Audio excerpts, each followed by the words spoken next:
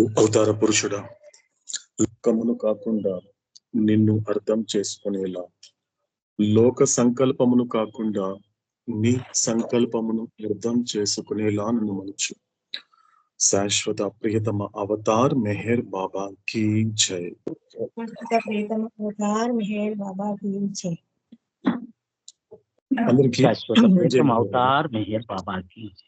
మెహర్ బాబా sir. Okay అండి, so మనం start చేద్దాము. శాశ్వత ప్రియతమ అవతార్ మెహర్ బాబా కీ జై. అందరికీ జై మెహర్ బాబా. मज़ाते चुनो तुरादम के बंदे मुकबिल, कबूल कर दी जान हर सुकान के सुल्तान गुफ्त, तू बिश्नवी सुकान अहले दिल मगू के कताइस, सुकान शिनस नायल दिल बरा बतावी जा बंदे फिर मगोहनम के सिजहलम बेरहल, फिर माँ हर चकुनाद आइन अनायत बाशद ख्वाजा शामशुद्दीन मोहम्मद हफीज इश्क इटर्नल बिलद अवतार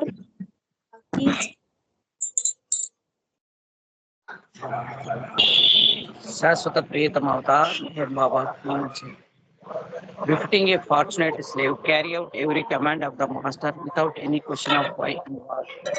About what you hear from the master, never say it is wrong, because, my dear, the fault lies in our own incapacity to understand him. I am slave of the master, who has released me from ignorance. Whatever my master does is of the highest benefit to all concerned. Rajani గారు అందుబాటులో లేకపోవడం వలన తెలుగులో నేనే చెప్తున్నాను. ఎందుకు, ఏమిటి అని ప్రశ్నలు లేకుండా అదృష్టవంతుడైన బానిస వలె గురువు యొక్క ప్రతి ఆజ్ఞను పాలించుము. గురువు నుండి వినిన దానిని ఎప్పుడు తప్పు అని అనుకో. ఎందుకంటే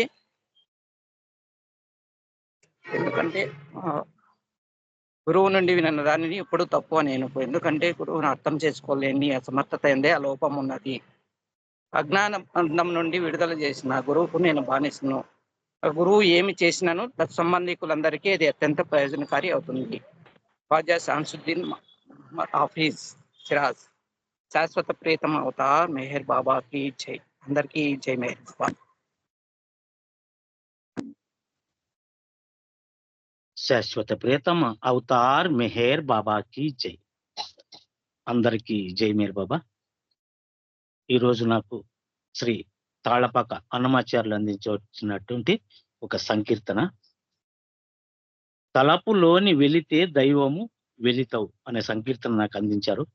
అది పాడే ప్రయత్నం చేస్తూ అన్నమాచార్యులు ఎలా అందించారో దాని అర్థాన్ని అలా వివరించే ప్రయత్నం చేస్తాను. శాశ్వత ప్రియతమ అవతార్ మెహర్ బాబా కీ జై. తలపులోని వెలితే దైవము వెలితో, తలపులోని వెలితే దైవము వెలితో, తలగిన ఇది ఏ కారణము, తలపులోని వెలితే దైవము వెలితో, కలగిన ఇది ఏ కారణము, ఎదిటి ఆశలకు నెడసి తొలగుటే తుదన రకములకు తొలగుట, ఎదిటి ఆశలకు నెడసి తొలగుటే తుదన రకములకు తొలగుట, వదలక ఇంద్రియ వర్గము గెలుచుటే పదపడి తన పాపములు గెలుచుట, వదలక ఇంద్రియ వర్గము గెలుచుటే పదపడి తన పాపములు గెలుచుట, తలపులోని వెలితే దైవము వెలితో, కలగిన ఇది కారణము, మగటిమి సంసార మాయ దాటుటే తగుబవ వారిది దాటుట మగటిమి సంసార మాయ దాటుటే తగుబవ వారది దాటుట జగములో పలను శాంతి గలుగుటే అగణిత మోక్షమునందు బొందుట జగములో పలను శాంతి గలుగుటే అగణిత మోక్షమునందు బొందుట తలపులోని వెలితే దైవము వెలితో కలగిన ఇది కారణము మహింత హరిమయముగనుటే విహిదపు జ్ఞానము వెసగనుట మహింత హరిమయముగనుటే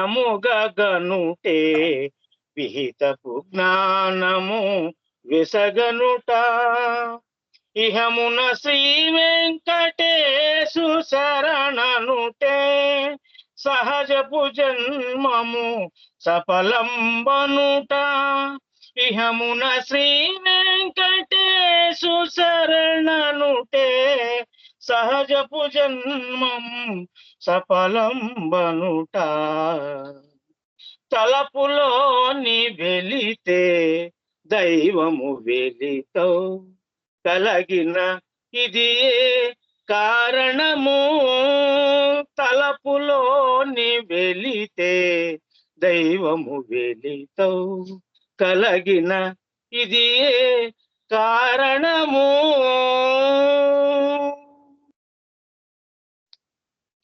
అవతార్ మెహర్ బాబా కీజీ. ఈ సంకీర్తనకు అన్నమయ్య అందించినటువంటి ఒక అర్థాన్ని తెలియజేసే ప్రయత్నం చేస్తాను. ఆత్మ యొక్క జీవితం కోసం ఇంద్రియ జీవనమును పరిత్తించడం అని అన్నమాచార్యులు తెలుపుతూ,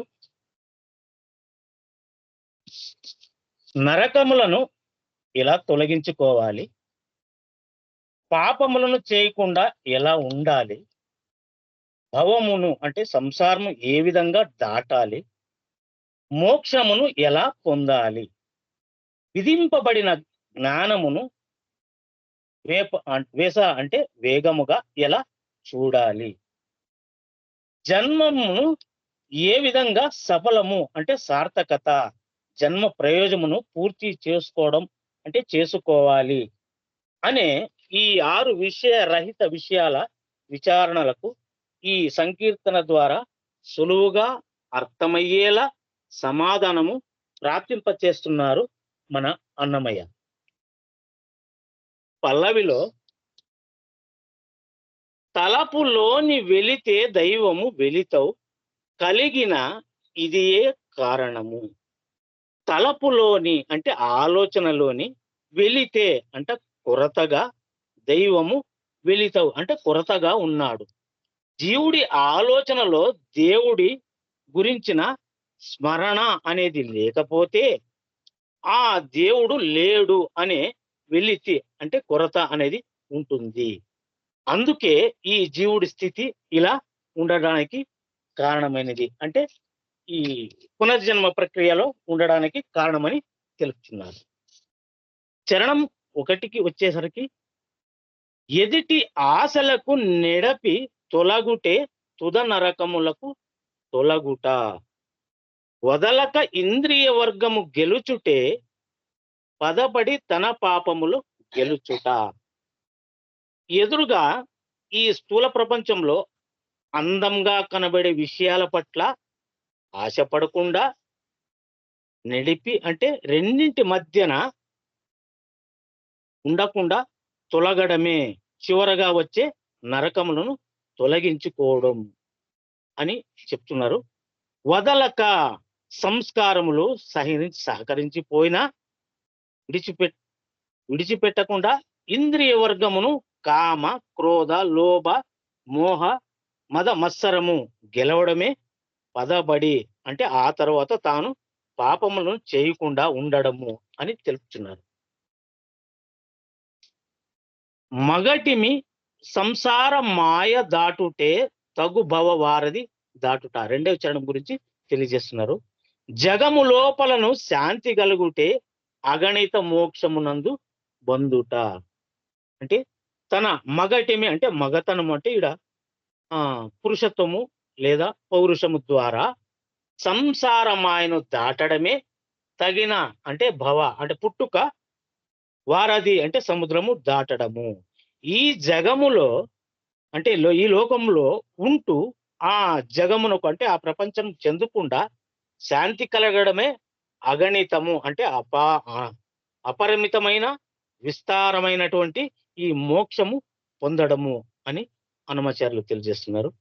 మూడవ చరణంలో మహింత హరిమయముగా గనుటే విహితపు జ్ఞానము వెసగనుట. ఇహమున శ్రీ వెంకటేశు శరణమనుటే సహజపు జన్మము సఫలంబనుట. మహి ఇంత అంటే సమస్త లోకమంతా, హరిమయముగా గనుటే అంటే అన్నిటి యందు అందరినీ ఆత్మయగా దర్శించడం అని తెలుపుతున్నారు. విహితపు అంటే విధింపబడిన జ్ఞానమును,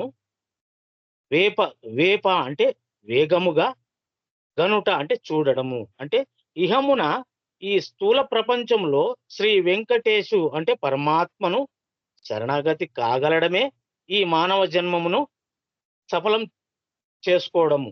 లోకేశుడు నుండి లోకానికి ఏ ప్రయోజనం కోసం పంపబడినామో ఆ ప్రయోజనమును నెరవేర్చుకోవడమే అని అన్నమాచార్యులు ఈ సంకీర్తన ద్వారా నాకు అందించిన వివరణ నేను చెప్పే ప్రయత్నం చేస్తాను. శాశ్వత ప్రీతం అవతార్ మెహర్ బాబాకి జై. తలపులోని వెలితే దైవము వెలితవు కలగిన ఇది ఏ కారణము. అంటే ఇది పూర్తిగా ఇప్పుడు మనకి అంజప్ గారు ప్రజెంట్ చేసినటువంటి సంకీర్తనలు తీసుకున్నప్పుడు ఇది పూర్తిగా మానవ జన్మలో చేయవలసినటువంటి పనుల్ని గుర్తు చేస్తున్నాడు అన్నమయ్య. మనిషిగా పుట్టిన తర్వాత ఆ మానవ జన్మ అనేది ఒక అర్థవంతంగా ఒక పరమార్థం వైపు వెళ్ళాలి అంటే ఏం చెయ్యాలి, నువ్వు ఏం చెయ్యాలి, ఈ మానుష జన్మలోని సాధ్యమయ్యే పనులు ఏవైతే ఉన్నాయో అవి ఏమి చేయాలనేటువంటిదే ఈ పూర్తి సంకీర్తన. ఇక్కడ లాస్ట్ లో, ఎందుకంటే నాకు అర్థమవుతున్నంత వరకు చివరిగా అంటే చివరి చరణంలో ఆయన చెప్పినటువంటి మాట తీసుకున్నప్పుడు ఇహమున శ్రీ వెంకటేశు శరణనుటే సహజపు జన్మము సఫలం బనుట. ఎందుకంటే ఇక్కడ రెండు రకాల ప్రపంచాలు ఉన్నాయి. ఒకటి ఇహము, రెండు పరము. ఇహము అంటే సాధారణంగా ఏదైతే నాకు కనిపిస్తోందో ఇది నిజంగా భావిస్తూ ఉంటానే, ఇదంతా కూడా ఇహమే, నిజానికి ఇది లేదు, ఇది కేవలము ఉంది అనే విధంగా నీ సంస్కారాలు నమ్మించి నేను అలా మలిచింది కాబట్టి ఈ లోకం ఉంది అంటున్నావు. అందుకే నీ కంటికి కనబడినది, నీకు అర్థం కానిది లేదు అనే విధంగా నిన్ను అలా మలిచింది నీ సంస్కారాలు అంటాడు అవుతాడు.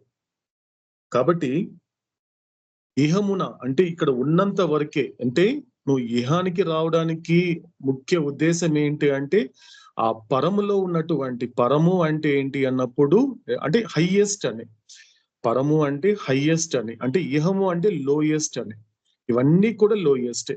స్థూల సంస్కారాల చేత ప్రభావం నేను మనకు అవుతాడు చెప్పినట్లుగా ఇహము ఎలాంటి వాడు ఉంటాడు అంటే సంస్కారముల బాధితుడు ఉంటాడు. దేనికి బాధితుడు? దుఃఖ బాధితుడు కాదు, అజ్ఞాన బాధితుడు కాదు, అతడు సంస్కార బాధితుడు.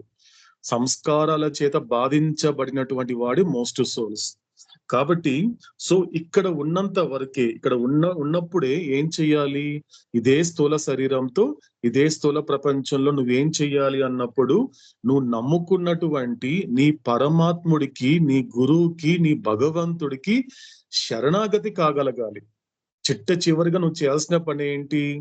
చివరి క్షణంలో నువ్వు భగవన్ నామస్మరణ రావాలి, నీ గురువు యొక్క నామస్మరణ రావాలి, నువ్వు నమ్ముకున్నటువంటి దైవ నామస్మరణ రావాలి. అంటే మిగతా ఏబిసిలు ఎట్టి పరిస్థితుల్లో గుర్తుకు రాకుండా కేవలము, ఎందుకంటే తెలుస్తుందండి అవతారుడు అనేక సందర్భాల్లో చెప్పాడు, నువ్వు శరీరం విడిచిపెట్టేటప్పుడు నువ్వు శరీరం విడిచిపెడుతున్నావన్న విషయం ఎవ్వరికి తెలిసినా తెలియకపోయినా నీకు తెలుస్తుంది అని అవుతాడు. ఇది బాగా శ్రద్ధతో ఆలకించాల్సిన మాట. నాకు తెలియదండి ఎలా విడిచిపెట్టేసాను, నాకు తెలుస్తుందా అంటే తెలుస్తుంది అని అవుతాడు. కానీ ఆ భయం చేత ఆ భయపడతాడు. అందుకే మరణ భయం ప్రపంచంలో అత్యధికంగా అసలు విశ్వరూపం చూపించేది ఎక్కడైనా ఉంది సంస్కారాలు అంటే ఆ మరణం ఆసన్నమయ్యే సమయంలోనే అసలైన విశ్వరూపం చూపిస్తుంది సంస్కారాలు. ఒక్కసారిగా ఇంతవరకు నువ్వు మామూలు ఎరుక లేకుండా నువ్వు గొప్పవాడివి, లేకపోతే ఆధ్యాత్మికంగా ఎదిగిన వాడివి అనేటువంటి ఒక భ్రాంతిలోకి తోసేసినటువంటి సంస్కారాలు ఆ మరణ సమయము శరీరం విడిచిపెట్టేటువంటి సమయానికి వచ్చేసరికి మాత్రము ఒక్కసారిగా ఏంబి గుర్తు రాకుండా ఏబిసి గుర్తొచ్చేలా చేస్తుంది. అంత తేలిక కాదని అవుతాడు. కాబట్టి ఆ మరణ భయాన్ని కూడా ఆ మరణాన్ని భయంగా కాకుండా అనుభవించగలిగితే, అందుకే మనకి రమణ మహర్షి ఒక వెంకటరామన్ అనేటువంటి 16 ఏళ్ల పిల్లవాడు రమణ మహర్షిగా ఎలా తయారయ్యాడు అంటే, అతడి జీవితాన్ని ఒక్కసారి మనం చాలా దగ్గరుండి పరిశీలిస్తే అతడిని అంత 6th ప్లేన్ 6వ భూమిక ఉన్న సత్పురుషుల్లా మలిచింది ఏంటి అన్నప్పుడు ఒకే ఒక్కటి అతని జీవితంలో జరిగిన సంఘటన, అదే మరణానుభవం. డెత్ ఎక్స్పీరియన్స్ అంటారు ఆయన డెత్ ని ఇమాజినేషన్ గాను డెత్ ని భయంగాను ఎక్స్పీరియన్స్ చేయలేదు. ఆ యొక్క డెత్ ని సహజమైనటువంటి ఎక్స్పీరియన్స్ గా విచారణ చేస్తూ, ఓహో అంటే నేను శరీరం విడిచిపెట్టడం వల్ల నాశనం అయ్యేది శరీరమే తప్ప నేను కాదు అనేటువంటి ఒక నిర్భయంతో కూడినటువంటి నిర్ణయానికి తన 16 ఏట వచ్చాడు ఆ వెంకటరామన్. కాబట్టి డెత్ ఎప్పుడు కూడా ఎక్స్పీరియన్స్ చేయాలి. డెత్ అనేటువంటిది ఇమాజినేషన్ వల్ల నీకు అది ఇమాజిన్ చేస్తూ ఉంది. నువ్వు వీళ్ళ నుండి దూరం అయిపోతావు, నీకు ఎంతో ఇష్టమైన నీ శరీరం నీకు దూరం అయిపోతుంది, నువ్వు ఎంతో ఇష్టపడేటువంటి నీ వాళ్ళకి దూరం అయిపోతావు అంటే ఎడబాటుని గుర్తు చేస్తూనే ఉంటుంది. ఇదే సంస్కారాలు, ఇదే అజ్ఞానము. ఎందుకంటే ఇది అజ్ఞానం అనేది ఇక్కడ మొదలైంది కాదు, ఎప్పటి నుండో పరమాత్మ నుండి నువ్వు వేరు, పరమాత్మ నుండి ఎడబాటు కలిగింది అని మొట్టమొదటిగా ఆ ఇనిషియల్ స్టేజ్ లో చెప్పింది ఈ అజ్ఞానం అనేటువంటి ఈ సంస్కారాలు. కాబట్టి ఇది ఇప్పటి భయం కాదు, అక్కడ నుండి ఆ ఎడబాటుని భయం పెడుతూనే ఉంది. అందుకే మనిషి దేనినైనా సహిస్తాడే తప్ప ఎడబాటుని సహించలేడు. సహించడం చాలా కష్టం అని అవుతాడు. ఆ సపరేషన్ ఒక మనిషి నుండి కానీ, ఒక వస్తువు నుండి కానీ, ఒక పరిస్థితుల నుండి కానీ, అంటే దట్ ఈస్ ద జాదు ఆఫ్ అటాచ్మెంట్. కాబట్టి ఇక్కడ అవుతాడు ఏం చెప్తున్నాడు మనకి స్పష్టంగా అంటే, సో ఇక్కడ ఉన్నంత వరకు నువ్వు ఏం చెయ్యాలి అనేది గుర్తు పెట్టుకొని ఎవరికి నువ్వు ఆ పరమాత్ముడికి శరణాగతి కాగలగాలి. ఎక్కడ? ఇక్కడే. ఇహమున పరమున అని చెప్పలేదు ఈయన, ఇహమున ఇక్కడే ఇదే ప్రపంచంలో ఉంటూ ఇదే ప్రపంచానికి చెందకుండా అందరితో ఉంటూ ఎవరితో ఉండకుండా, అది డిటాచ్మెంట్. అందరితో ఉండు, తప్పు లేదు. ఆ దేహాలది తప్పేముంది, దేహాలను విడిచి ఎక్కడ పోతావు నువ్వు, దేహాలతో ఉండు పర్వాలేదు. కానీ నీ యొక్క హృదయాంతరాలలో మాత్రము నీ చుట్టుపక్కల ఎన్ని 100 మంది ఉన్నా కూడా, నీకు ఎంతో మంది వేల కొలది చుట్టాలున్నా కూడా వాళ్ళందరి మధ్య ఉంటూ అలా అదే సేమ్ టైం అదే సమయంలో హృదయాంతరాలలో వీళ్ళెవ్వరు నా వాళ్ళు కాదు, ఒక పరమాత్ముడైనటువంటి మెహర్ బాబా తప్ప వీళ్ళందరూ నాకు అపరిచితులే, తల్లిదండ్రులతో సహా. ఈ శరీరం వచ్చాక నాకు ఆ తల్లిదండ్రులు పరిచయం అయ్యారు, కానీ నా జన్మకారకుడు ఎప్పటివాడు అనాది కాలం నుండి వస్తున్నాడు. అనాది కాలం నుండి నన్ను తన నిత్య సహచరుడుగా మలుచుకున్నవాడు. కాబట్టి ఆ పరానికి సంబంధించినటువంటి మోక్షాన్ని పొందాలి అంటే నువ్వు ఇహములోనే ఆ భగవంతుడికి శరణాగతి కాగలగాలి. అప్పుడు ఏం జరుగుతుంది? సహజంగా వచ్చినటువంటి నీ జన్మ అనేది సఫలం అవుతుంది. కానీ ఇన్ని జన్మల వరకు ఏం జరిగింది? మళ్ళీ లోకానికి వచ్చావు, మళ్ళీ తల్లి కడుపులో పడుతున్నావు అంటే నీ భగవంతుడు ఇచ్చినటువంటి జన్మని నువ్వు విఫలం చేసుకున్నావు, విఫలమయ్యావు. ప్రపంచం చెప్తుందేమో is the most successful person in the whole world. ఇతను ప్రపంచంలోని అత్యధికంగా చాలా ఒక సక్సెస్ అయినటువంటి వ్యక్తి అనేది ఏబిసి లోకం చెప్తుందేమో తప్ప లోకేశుడి విషయంలో మాత్రము నువ్వు విఫలమయ్యావు. ఈ జన్మ అనేది నీకు ఎప్పుడు సఫలమవుతుంది? నువ్వు నమ్ముకున్నటువంటి భగవంతుడికి ఈ ప్రపంచంలో ఉంటూ ఈ ప్రపంచానికి చెందకుండా ఆయన శరణాగతి అయితే తప్ప నీకు ఈ యొక్క సహజంగా వచ్చినటువంటి జన్మ సఫలము అవ్వదు. సఫలం కానంత వరకు మళ్ళీ విఫలమయ్యావు అంటే మళ్ళీ పునర్జన్మ తప్పదు. అది మనకి అన్నమయ్య ఇచ్చినటువంటి ఒక అవతాడు మనకి ఇంతవరకు అందిస్తున్న మాటల్లో అవతాడు మాట్లాడే ప్రతి మాట వెనక ఉన్నటువంటి ఒక గూఢార్థము, ఒక అంతరార్థాన్ని మనకి అన్నమయ్య ఈ సంకీర్తన ద్వారా మనకి అందించడం జరిగింది. కాబట్టి మనకి అంజప్ప గారు సో ఈ యొక్క సంకీర్తనని పూర్తి సంకీర్తనని వివరణతో పాటు అందించడం జరిగిందండి. రైట్ అండి. సో ఇక నెక్స్ట్ మనకి అవతార పురుషుడైనటువంటి మెహర్ బాబా భగవంతుడిగా మాట్లాడుతూ అందించినటువంటి గాడ్ స్పీక్స్ అనేది మనకి సో మనకి దాదాపు గత 97 రోజుల నుంచి కొనసాగుతోంది. ఇక్కడ మనకి ఈ రోజు అంటే నిన్న ఈ రోజు మొన్న నిన్న ఈ రోజు ఏం చేస్తున్నాడంటే అవుతాడు. సో మీరు బుక్ అంటే ఒక బుక్ విధంగా జర్నీ చేస్తే ప్రతి పేజీలో ఉన్నటువంటి ప్రతి పేరాని ఎలా మనం ప్రయాణం చేయాలి అంటే ఏ పేరాల్లో ఏ పేజీల్లో నా గురించి నాకేం చెప్తున్నాడు అవుతాడు, నా తండ్రి నాకేం చెప్తున్నాడు, నా జన్మకారకుడు నా గురించి నా కథ గురించి ఏం చెప్తున్నాడు అనేటువంటిది ప్రయాణం చేయగలిగితే సులువుగా ఉంటుంది. ప్రతి మాట సులువుగా ఉంటుంది. ఎందుకంటే మెహరోపాసనంలో నాకు కాస్త అవగాహన ఉన్నంత వరకు మనకి 276 పేజ్ వరకు కూడా ఎక్కువ సార్లు రిపీట్ అయ్యేటువంటి ఒక పార్ట్ ఏంటి అంటే స్టేట్స్ ఆఫ్ కాన్షియస్నెస్.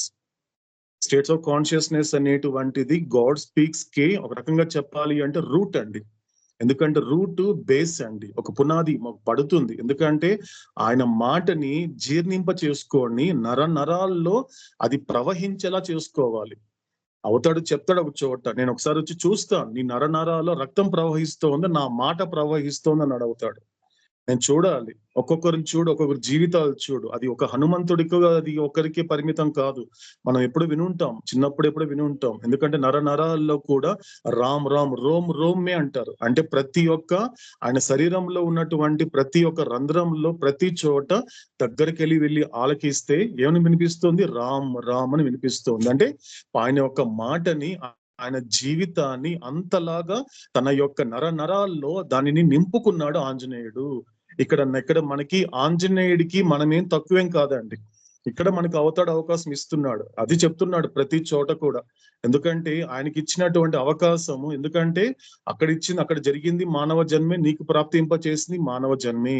కానీ నువ్వు సఫలం చేసుకునే విధంగా నీ యొక్క జన్మని ఒక అర్థవంతంగా పరమార్థం వైపు నువ్వు తీసుకెళ్లడం అనేది నీ చాయిస్.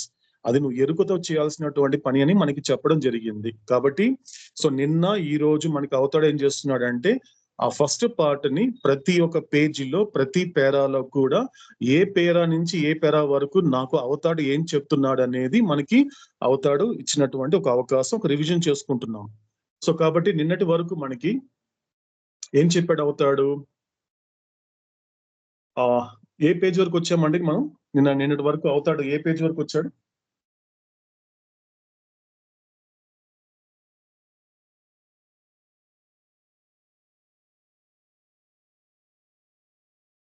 అయింది హరి. ఓకే 10 అండి. పేజ్ నెంబరు నిన్న ఏ పేజ్ ఏ పేరా వరకు వచ్చాము? నేను ఎక్కడి వరకు తీసుకొచ్చాడు అవుతాడు?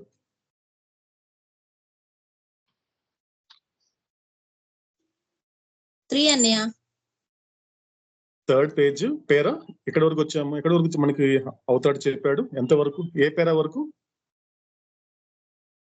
అన్నయ్య లైఫ్ ఆఫ్ స్పిరిట్ అన్నయ్య. లైఫ్ ఆఫ్ స్పిరిట్ అంటే లివింగ్ యాజ్ పరమాత్మ అంటే 4th పేరా వరకు నిన్న మనకి అవతాడు అందించడం జరిగింది 3rd పేజీలో. అంటే 3rd పేజీలో మనకి టోటల్ గా మనకి 12 పేరాస్ ఉంటుంది, 12 పేరాలు ఉంటుంది. అందులో మొదటి పేరా వచ్చేసి ఇది కంప్లీట్లీ లైఫ్ ఆఫ్ సెన్సెస్ గురించి. 2nd పేరాకు వచ్చేసరికి లైఫ్ ఆఫ్ స్పిరిట్ అంటే బిగిన్ అయినప్పుడు, స్పిరిచువల్ పాత్ బిగిన్ అయినప్పుడు ఎలా ఉంటుంది. 3rd పేరాకు వచ్చేసరికి అది ఎలా అంటే ఆ ఫ్యూ సోల్స్ అనే వాళ్ళు ఆ స్పిరిచువల్ పాత్ ని ఎలా కంటిన్యూ చేస్తారు. 4th పేరా వచ్చేసరికి ఏం జరిగింది, it's completely very few soul, very few soul ఎలా ఉంటారు? So they are living as a పరమాత్మగా. సో ఇంతవరకు పరమాత్మలో ఉన్నటువంటి ఆత్మలు, పరమాత్మతో ఉన్నటువంటి ఆత్మలు ఎప్పుడైతే సంస్కార రహితమైనప్పుడు ఏం జరుగుతుంది? వాళ్ళు పరమాత్మగా జీవించడం అనేది మొదలు పెడతారు. సో అక్కడ ఏం జరిగింది? వాళ్ళు నేను భగవంతుడు అని సమాధానం ప్రాప్తింప చేసుకొని ఆ పరమాత్మ యొక్క అనంతమైనటువంటి జ్ఞానము, అనంతమైన శక్తి, అనంతమైనటువంటి ఆనందాన్ని ఎరుకతో అనుభవించే వాళ్ళే వెరీ ఫ్యూ సోల్స్. సో నిన్నటి వరకు మనకి అవతాడు చెప్పడం జరిగింది. సో ఇప్పుడు మనకి తర్వాత 5th నుంచి 8th పేరా వరకు, 5th నుంచి 8th పేరా వరకు చూస్తే మనకి ఆల్మోస్ట్ ఇక్కడ ఏం చెప్తున్నాడంటే అవుతాడు, మీరు పక్కన చూస్తే కూడా మీకు నేను షేర్ చేశాను. అక్కడ సిజిబి, సిఎస్బి, సిఎంబి, సిఎస్, ఇది కంప్లీట్ గా ఇదంతా సిబి గురించి, బాడీస్ గురించి చెప్తున్నాడు అవుతాడు. ఇక్కడ ఉన్నటువంటి ఈ యొక్క 4 పారాస్ లో ఏదైతే చెప్తున్నాడు అవుతాడు, దేని గురించి చెప్తున్నాడు అంటే ఫర్ ఎగ్జాంపుల్ దీన్ని ఎలా అర్థం చేసుకోవచ్చు అంటే, ఇప్పుడు చూడండి 4 చోట్లు ఉన్నారండి. ఇప్పుడు ఫర్ ఎగ్జాంపుల్ నేను ఒక 4 చోట్లకి వెళ్ళాలనుకోండి. ఫర్ ఎగ్జాంపుల్ ఒక ఏ అనేటువంటి ప్లేస్కి వెళ్ళాలి, బి అనే ప్లేస్కి వెళ్ళాలి, సి అనే ప్లేస్కి వెళ్ళాలి, డి అనే ప్లేస్కి వెళ్ళాలి. సో నేను ఎప్పుడైతే ఏ అనే ప్లేస్ లో వెళ్ళానో అప్పుడు బిలో లేనట్లు, సిలో లేనట్లు, డిలో లేనట్లు. ఒకవేళ నేను బి అనే ప్లేస్కి వెళ్ళాను అనుకోండి, అప్పుడు నేను ఏలో లేనట్టు, సిలో లేనట్టు, డిలో లేనట్లు. ఒకవేళ నేను సి అనేటువంటి ప్లేస్కి వెళ్ళాను అనుకోండి, అప్పుడు ఏలో లేనట్టు, బిలో లేనట్టు, డిలో లేనట్లు. ఒకవేళ నేను డి అనే ప్లేస్కి వెళ్ళిపోయాను అనుకోండి, ఏబిసి ప్లేస్ లో నేను లేనని అర్థము. ఈ మాట చెప్తున్నాడండి. అందుకే ఎక్స్ అనే పదం పెట్టడం జరిగింది. అంటే ఫస్ట్ మీరు చూస్తే 5th పేరా తీసుకున్నప్పుడు అక్కడ అవుతాడు ఏం చెప్తున్నాడు? ఎటువంటి ఆత్మకైతే స్థూల శరీరం యొక్క ఎరుక కలిగి ఉంటుందో ఆ యొక్క ఆత్మకి తన యొక్క సూక్ష్మ శరీరపు ఎరుక ఉండదు. అదే విధంగా మానసిక శరీరం యొక్క ఎరుక ఉండదు. చివరిగా ఆత్మ యొక్క ఎరుక ఉండదు. అంటే ఎక్స్ అంటే ఏంటి? ఆ ఎరుక లేదు. అంటే మోస్ట్ సోల్స్ ఎలా ఉంటారు? వాళ్ళందరూ కూడా, ఎందుకంటే ఎంత చెప్పినా కూడా, అందుకే అవుతాడు ఒక చోట అంటాడు, ఎందుకంటే మోస్ట్ సోల్స్ లో చాలా వరకు ఆ ఇగ్నోరెన్స్ అనేది, గ్రాస్ ఇంప్రెషన్స్ అనేది చాలా దృఢంగా ఉంటుంది. మనకి గతంలో గ్రాస్ ఇంప్రెషన్ కి అవుతాడు ఇంకొక పేరు పెట్టాడండి. మనకి గతంలో చెప్పాడు అవుతాడు. ఎందుకు ఇక్కడ మోస్ట్ సోల్స్ ఎక్కువ మంది ఉన్నారు? ఎందుకు భగవంతుడి తత్వం అనేది అర్థం కావటం లేదు? భగవంతుడు అంటేనే పూజ పునస్కారాలు లేక కర్మకాండలకైనా పరిమితం చేశారా? మోక్షాన్ని పొందాలి, ఆత్మని తెలుసుకోవాలి అనేటువంటి అవగాహన ఇక్కడ మోస్ట్ సోల్స్ కి ఎందుకు ఉండటం లేదు అంటే అవతాడు ఏం చెప్పాడు మనకి? Because of gross impressions. అలాంటి స్థూల సంస్కారాలకి, అంటే సూక్ష్మ సంస్కారాలకి, మానసిక సంస్కారాలకి ఇంకొక పేరు పెట్టని అవతారుడు స్థూల సంస్కారాలకి మాత్రం ఇంకొక పేరు పెట్టాడు. మన యొక్క కన్వీనియంట్ కోసం, మనకు అర్థం కావడం కోసం. ఎవరికైనా గుర్తుందండి స్థూల సంస్కారాలకి అవతాడు పెట్టిన ఇంకొక పేరు? సంస్కారాలతో సంసారం అన్నయ్య. సంస్కారాలతో సంసారం మెహర్ బాబా చెప్పలేదు, మనకి చెప్పాడు. అన్నయ్య దట్టమైన మరియు కష్టతరమైన సంస్కారాలు అన్నయ్య. ఎస్ సదా, కష్టమైన మరియు దట్టమైన సంస్కారాలే స్థూల సంస్కారాలు. అంటే హార్డ్ అండ్ డెన్స్ ఇంప్రెషన్స్ అన్నాడు అవుతాడు. ఎందుకంటే నువ్వు చెప్పడానికన్నా ముందు ఆయన చెప్పేస్తున్నాడు, బాబా నువ్వు చెప్పిన జీవితం గడపడం కష్టం, నువ్వు చెప్పినట్లు ఎప్పుడు హ్యాపీగా ఉండడం అనేది కష్టం, అనేక బాధలు పడుతున్నా కూడా స్వేచ్ఛగా ఉండడము కష్టము, నువ్వు చెప్పిన విధంగా జీవితాన్ని ఈ విధంగా గడపడం అనేది కష్టం. చెప్పేటువంటి వెరీ కామన్ కంప్లైంట్ ఏంటి? కష్టమే. ప్రయత్నం ఉండదు. ఫస్ట్ చెప్పే మాట ఏంటి? కష్టము. అది అయ్యే పని కాదండి. ఇంకొంచెం ముందుకెళ్ళి, ఇంకొంచెం ఆ సంస్కారాలు ఎంత గొప్పగా పనిచేస్తుంది అంటే ఇంకొంచెం ముందుకెళ్ళి తనను తను డిసైడ్ చేసేసుకొని, అంటే పునర్జన్మ ప్రక్రియ అనేది తన చేతిలో ఉందనేటువంటి అధికారంతో కొంతమంది ఎలా మాట్లాడతారంటే, ఇది ఈ జన్మలో అయ్యే పని కాదు, ఇంకో జన్మలో చూసుకుంటాను. సాధారణంగా ఇది అవతాడు ముందు చాలా మంది చెప్పిన మాట అండి. ఇప్పుడు అవతాడు ఒక వ్యక్తి వచ్చినప్పుడు, ఒక విజిటర్ వస్తాడు బాబా దగ్గరికి, ఒక విజిటర్ వచ్చినప్పుడు బాబా అతనికి కొన్ని సజెస్ట్ చేస్తాడు, నువ్వు ఇలా ఉండు, అలా ఉండు అంటే, నువ్వు ఈ రోజు ఇలా ఉండు అంటే అతను ఏమంటాడు అంటే, బాబా ఈ రోజు నేను ఉండడం కుదరదు, రేపు ఉంటాలే బాబా అన్నాడు. నువ్వు రేపు ఉండే పని అయితే ఈ మాట నేను రేపు చెప్పేవాడిని కదా, నీకు ఈ రోజు నీకు అవకాశం ఉంది. ఇది ఏ పని అయితే చెప్తున్నానో ఆ పని చేసేటువంటి అవకాశం నీకు ఈ రోజు ఉంది. కానీ నువ్వేమంటున్నావు, నేను రేపు చేస్తాలే బాబా అంటే, నువ్వు రేపు చేసే పని అయితే దాని ప్రకారం నేను రేపే చెప్పేవాడిని కదా. అంటే అలా ఉంటూ ఉంది మీ అందరి జీవితాలు. ఎలా మీరు గడుపుతున్నారో ఒక్కసారి విచారణ చేసుకోండి. అలా మిమ్మల్ని మీరు తక్కువగా నిర్ణయించుకోకండి. సంస్కారాలు చేసే పని అదే. అది చేసి ఏం చేస్తుంది, మొట్టమొదటిగా నువ్వు ప్రయత్నం చేయక ముందే ఏం చెప్పేస్తుంది, కష్టము. ఆధ్యాత్మికత కష్టము. గురువు చెప్పినటువంటి మార్గాన్ని అనుసరించడం కష్టము. గురువు ఉన్నాడు, గురువుని గుర్తిస్తాము, గురు వాక్యాన్ని వింటాం, బాగానే ఉంది. అన్నమైతే కనెక్ట్ చేసుకుంటే గురువు ఉన్నాడు, మెహర్ బాబా అనే గురువు ఉన్నాడు, ఆయన చెప్పే వాక్యము ఉంది. కానీ ఏది ముఖ్యము మనకి, గురువు ఎంత ముఖ్యమో, గురువు చెప్పేటువంటి మాట ఎంత ముఖ్యమో, అన్నిటికన్నా ముఖ్యం ఏదండి, ఆధీనం అవ్వాలి. ఆధీనము. ఎందుకంటే మెహర్ బాబా వాక్యాధీనం అయితే తప్ప ఇది కష్టం కాదు, సాధ్యపడుతుంది అనే మాట అవతార్ నుండి వినొచ్చు. ఎందుకు నేను ఆయన చెప్పినట్లుగా ఉండలేకపోతున్నాను, ఆయన చెప్పిన జీవితాన్ని ఎందుకు గడపలేకపోతున్నాను అంటే, నేను మెహరు వాక్యాధీనం కాలేకపోతున్నాను, కానీ స్థూల సంస్కారాలకి ఆధీనం అయ్యాను. This is a problem. Correct గా విచారణ చేసుకుంటే, ఎవరికి వాళ్ళు విచారణ చేసుకుంటే బయట తేలే విషయం ఏంటి, ఇదే తేలుతుంది.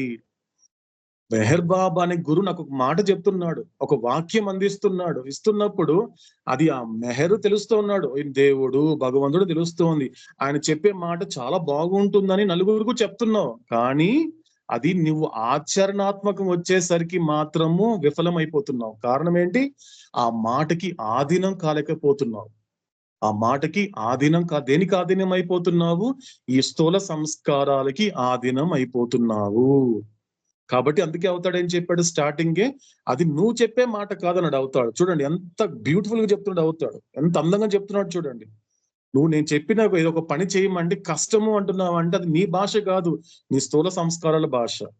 అది దాని లక్షణమే. అది ఫస్ట్ కష్టం, ఇది అయ్యే పని కాదు. రెండోది ఏంటి, దట్టమైన సంస్కారాలు. దట్టం అంటే ఏంటి, ఇక్కడ సాధారణంగా ఒక మనిషికి ఒక సమస్యలో ఇరుక్కున్నప్పుడు తనకు తాను నిర్ణయించుకుంటాడు, నేను దీని నుంచి బయటపడలేనండి, ఇంకా నా బతుకంతా ఇంతే, నన్ను ఏ దేవుడు కాపాడలేడండి, సో నన్ను ఏ ఆధ్యాత్మికత నన్ను ఒక మంచి మార్గంలో పెట్టలేదు, సో కాబట్టి నేను ఇలాంటి వాడిని, ఇంకంతేనండి అనేటువంటి ఒక డిప్రెషన్ అంటున్నారండి ఈ లోకంలో. సాధారణంగా ఎంతో కాలం నుండి తనను తాను డిప్రెషన్ లో ఉన్నట్లు నిరాశ నిస్పృహలు అంటున్నాడే, నిజానికి అది డిప్రెషన్ కాదండి. ఏది రీజన్ ఏంటి, కాజ్ ఏంటి అన్నప్పుడు ఇంప్రెషన్స్. ఈ యొక్క గ్రాస్ ఇంప్రెషన్స్ నిజమైనటువంటి సమస్య. ఆ దట్టమైన సంస్కారాల వలన ఇరుక్కుపోతున్నాడు. ఎందుకంటే దట్టము, ఒక డెన్సిటీ అనే మాట తీసుకున్నప్పుడు బెస్ట్ ఎగ్జాంపుల్ ఏంటంటే ఒక ఫారెస్ట్ అండి, అడవిలోకి వెళ్తున్నప్పుడు నువ్వు లోపలికి వెళ్ళడం అనేది ఎంత ఇంపార్టెంటో, బయటికి రావడం కూడా అంతే ఇంపార్టెంట్. ఎందుకంటే ఒక ప్రాపర్ గైడెన్స్ లేకుండా, ప్రాపర్ డైరెక్షన్ లేకుండా గనుక నువ్వు అడవిలోకి వెళ్ళావు అంటే మాత్రము అంత దట్టమైన అడవిలో నువ్వు ఇరుక్కుపోయే అవకాశం ఉంటుంది. కాబట్టి నువ్వు అక్కడి నుంచి బయటపడాలి అన్నప్పుడు నువ్వు అందులో వెళ్ళడానికన్నా ముందే బయటకి ఎలా రావాలి అనే విచారణ మొదలు పెట్టి ఒక డైరెక్షన్ తో, ఒక ప్రాపర్ గైడెన్స్ తోనే నువ్వు ఆ దట్టమైన అడవిలోకి వెళ్తారు. సాధారణంగా కొంతమంది ఆఫీసర్లు వాళ్ళు తెలుస్తుంది ఈ రూట్లో వెళ్తే మనం బయటకు వెళ్ళిపోవచ్చు అన్న విషయం. ఒక గైడెన్స్ లేదనుకోండి, అందులోనే ఇరుక్కుపోతాడు కొన్ని సంవత్సరాల వరకు, కొన్ని జన్మంతా గడిచిపోతాడు అందులోని. అటువంటిది సంస్కారాలు. అందుకే ఆ పదం పెట్టాడు అవుతాడు, దట్టమైన. అందరికీ అంత దట్టంగా తయారైపోయింది. అలా అంత దట్టంగా తయారు కావడానికి ఏంటి కారణము, అనేక జన్మల్లో నువ్వు ప్రోగు చేసుకున్నటువంటి అజ్ఞానము. స్థూల సంస్కారాల ద్వారా నువ్వు పొందింది ఏంటి, అజ్ఞానమే. ఆ అజ్ఞానమే నన్ను బాధిస్తోంది అన్నాడు అవుతాడు. స్పష్టంగా చెప్పాడు క్లియర్ గా. కాబట్టి సో ఇక్కడ ఏం చెప్తున్నాడు అవుతాడు స్పష్టంగా, ఇక్కడ ఒక చోట నీకు గనుక మోస్ట్ సోల్స్ కి ఎలా ఉంటుంది, ఎంత చెప్పినా కూడా వాళ్ళకి ఆ శరీరాలే ముఖ్యము. అందుకే అక్కడ ఎవరు ఈ దేవుడయ్యాడు, దేహమే దేవుడయ్యాడు. కాబట్టి అతడికి అలా ఉన్నప్పుడు అతడికి ఎటువంటి ఎరుక ఉండదు, సూక్ష్మ శరీరం యొక్క ఎరుక ఉండదు, మానసిక శరీరం యొక్క ఎరుక ఉండదు, తన యొక్క స్వస్వరూపం యొక్క ఎరుక అంతకంటే ఉండదు. ఇప్పుడు సంకి వచ్చేసరికి ఏం చేస్తాడు అవుతాడు, ఇక్కడికి వచ్చేసరికి మాత్రము ఇతడికి తన స్థూల శరీరం యొక్క ఎరుక ఉండదు. ఎందుకంటే తన యొక్క సూక్ష్మ శరీరం ఎరుకలో ఉన్నాడు వాడికి తన స్థూల శరీరం యొక్క ఎరుక కానీ, మానసిక శరీరం యొక్క ఎరుక కానీ, తన స్వస్వరూపం యొక్క ఎరుక కానీ అతడికి ఉండదు. ఇది మనకి 6th పేరాలో. 7th పేరాకు వచ్చేసరికి మాతకుడు అవుతాడు ఎవరి గురించి చెప్తున్నాడంటే ఫ్యూసోల్ గురించి చెప్తున్నాడు. అంటే ఇక్కడ ఏం జరుగుతోంది, సో ఎవరికైతే తన యొక్క మానసిక శరీరం యొక్క ఎరుకలో ఉన్న వాడికి, సో తన స్థూల శరీరం యొక్క ఎరుక కానీ, తన సూక్ష్మ శరీరం యొక్క ఎరుక కానీ, తన స్వస్వరూపం యొక్క ఎరుక అనేది ఉండదు. అండ్ చివరికి వచ్చేసరికి వెరీ ఫ్యూ వచ్చేసరికి అతడికి తనకి ఏముంది, సిఎస్ అంటే కాన్షియస్నెస్ ఆఫ్ సెల్ఫ్. తన యొక్క స్వస్వరూపం పొందినటువంటి వాడికి తన యొక్క స్థూల సూక్ష్మ మానసిక శరీరం యొక్క ఎరుకలు ఉండదు. సో కాబట్టి ఈ 5th నుంచి 8th పేరా వరకు మనకి అవతాడు ఈ విషయాన్ని చెప్తున్నాడు. ఇక శరీరాలు అయిపోయింది కాబట్టి మళ్ళీ ప్రపంచాలు సేమ్ అండి, ఇదే టాపిక్ చెప్తున్నాడు అవుతాడు. అంటే ఏం జరుగుతుంది ఇక్కడ, సో ఎవరికైతే మోస్ట్ సోల్స్ కి, ఎవరికైతే ఈ స్థూల ప్రపంచం యొక్క అనుభవం కలిగిన వాళ్ళకి అతడికి తన సూక్ష్మ శరీరం యొక్క సూక్ష్మ ప్రపంచం యొక్క అనుభవం కానీ, మానసిక ప్రపంచం యొక్క అనుభవం కానీ పరమాత్మానుభవం ఉండదు. అదే విధంగా ఎవరికైతే సూక్ష్మ ప్రపంచపు అనుభవం కలిగి ఉంటారో వాళ్ళకి ఈ యొక్క స్థూల ప్రపంచం యొక్క అనుభవం కానీ, మానసిక ప్రపంచం యొక్క అనుభవం కానీ పరమాత్మానుభవం ఉండదు. ఇక 3వది అంటే ఫ్యూసల్కి వచ్చేసరికి ఎవరైతే మానసిక ప్రపంచం యొక్క అనుభవం కలిగి ఉన్నారో వాళ్ళకి ఈ స్థూల ప్రపంచం యొక్క అనుభవము, సూక్ష్మ ప్రపంచం యొక్క అనుభవము మరియు పరమాత్మ యొక్క అనుభవం అనేది ఉండదు. ఇక చివరిగా తీసుకున్నప్పుడు ఎవరైతే పరమాత్మ అనుభవం కలిగి ఉంటారో వాళ్ళకి ఈ 3 ప్రపంచాల అనుభవాలు ఉండదు. ఇది మనకి 3rd పేజీలో మనకి కంటిన్యూ చేస్తూ చెప్పినటువంటి మాట. సో కంటిన్యూ చేస్తూ 4th పేజీకి వచ్చేసరికి అవుతాడు ఏం చెప్తున్నాడు, ఇంకా కంటిన్యూ చేస్తున్నాడు అండి. అంటే ఇక్కడ ఏం జరిగింది, ఇక్కడ లాస్ట్ ఒక మాట అంటున్నాడు, that is the soul that is consciousness of self and has experience of the over soul is not conscious of gross, subtle and mental body and does not experience gross, subtle, mental spheres అంటే words. So ఏం జరుగుతుంది ఇక్కడ అంతా కూడా, ఎంత కాలం అయితే ఈ యొక్క శరీరపు ఎరుకలు కలిగి ఉన్నంత వరకు అతడికి ఆత్మకి ఆ యొక్క ప్రపంచానుభవాలు అనేది తప్పకుండా ఉండి తీరుతుంది. సో ఇది మనకి 4th పేజీలో చెప్పిన మాట. ఇక మనకి 4th పేజీలో కంటిన్యూ చేస్తే ఏం చేస్తున్నట్టు అవుతాడు, 1st పేరాలో ఒక మాట చెప్తున్నాడు. ఇక్కడ మీనింగ్ చెప్తున్నాడు అండి. ఇంతవరకు ఒక 3 పేజెస్ మనకి ఎక్స్ప్లెయిన్ చేసి అవుతాడు ఆ యొక్క 3 పేజెస్ ఒక ఎసెన్స్ ని, ఆ మీనింగ్ అంతా కూడా 4th పేజీకి వచ్చేసరికి 1st పేరాలు అందిస్తున్నాడు. సో దిస్ మీన్స్, దీన్ని బట్టి ఏం అర్థం చేసుకోవాలి మీరంతా కూడా అంటే ఆత్మ యొక్క ఎరుక మరియు పరమాత్మానుభవం పొందేటువంటి ఈ ప్రక్రియలో ఇక్కడ ఆత్మ ఏం చేయాలి అంటే అంటే తన స్వస్వరూపం యొక్క ఎరుక పరమాత్మ యొక్క అనుభవం కలగాలి అంటే అక్కడ ఆత్మ ఏది కోల్పోవాలి అన్నప్పుడు తన యొక్క శరీరముల యొక్క ఎరుక కోల్పోవాలి. ఇక్కడ అవతారుడు ఒక్క మాట ఒక అద్భుతమైనటువంటి ఒక మార్గం చెప్తున్నాడు. ఒకవేళ ఎలా బాబా చెప్పినట్లుగా మనము బ్రతకడం ఎలా, బాబా చెప్పిన విధంగా జీవించడం ఎలా, ఆయన సంతోష పెట్టేలా ఎలా ఉండాలి అని అన్నప్పుడు అవతాడు చెప్పేటువంటి ఒకే ఒక్క నిజం చెప్తున్నాడు అండి. ఇస్ అ రియల్ స్పిరిచువాలిటీగా పిలువబడేది ఒకటి ఉంటుందండి. మనకు అవతాడు గతంలో కూడా చెప్పాడు, ఆధ్యాత్మికతగా పిలువబడేది లోకంలో ఉంది. ఎందుకంటే మన గతంలో ఒక అవతాడు చెప్తున్నట్లు అది ఆధ్యాత్మికతగా పిలువబడుతుంది తప్ప అది ఆధ్యాత్మికత కాదన్నాడు అవుతాడు. That is not real spirituality. So కాబట్టి ఆధ్యాత్మికతగా పిలువబడేటువంటి ఆ ప్రక్రియ, లోకంలో ఏ ప్రక్రియ ఉందో దాంట్లో ఎలా గుర్తించచ్చు బాబా, ఆధ్యాత్మికతగా పిలువబడే దాంట్లో అసలు అందులో ఏముంటుంది అని ఎలా గుర్తించవచ్చు అన్నప్పుడు మనకి గతంలో 2 విషయాలు చెప్పాడు అవుతాడు. మనకి 2 విషయాలు చెప్పాడు. అంటే ప్రపంచంలో ఆధ్యాత్మికతగా పిలువబడేటువంటి ప్రక్రియలో రెండు జరుగుతూ ఉంటుంది. ఆ రెండిటికి అట్రాక్ట్ అవుతారు జనాలు, కానీ దాన్ని ఆధ్యాత్మికత అనుకుంటారు, కానీ అది ఆధ్యాత్మికత కాదని అవుతాడు. ఆ 2 విషయాలు ఏంటో గుర్తుందండి మీకు?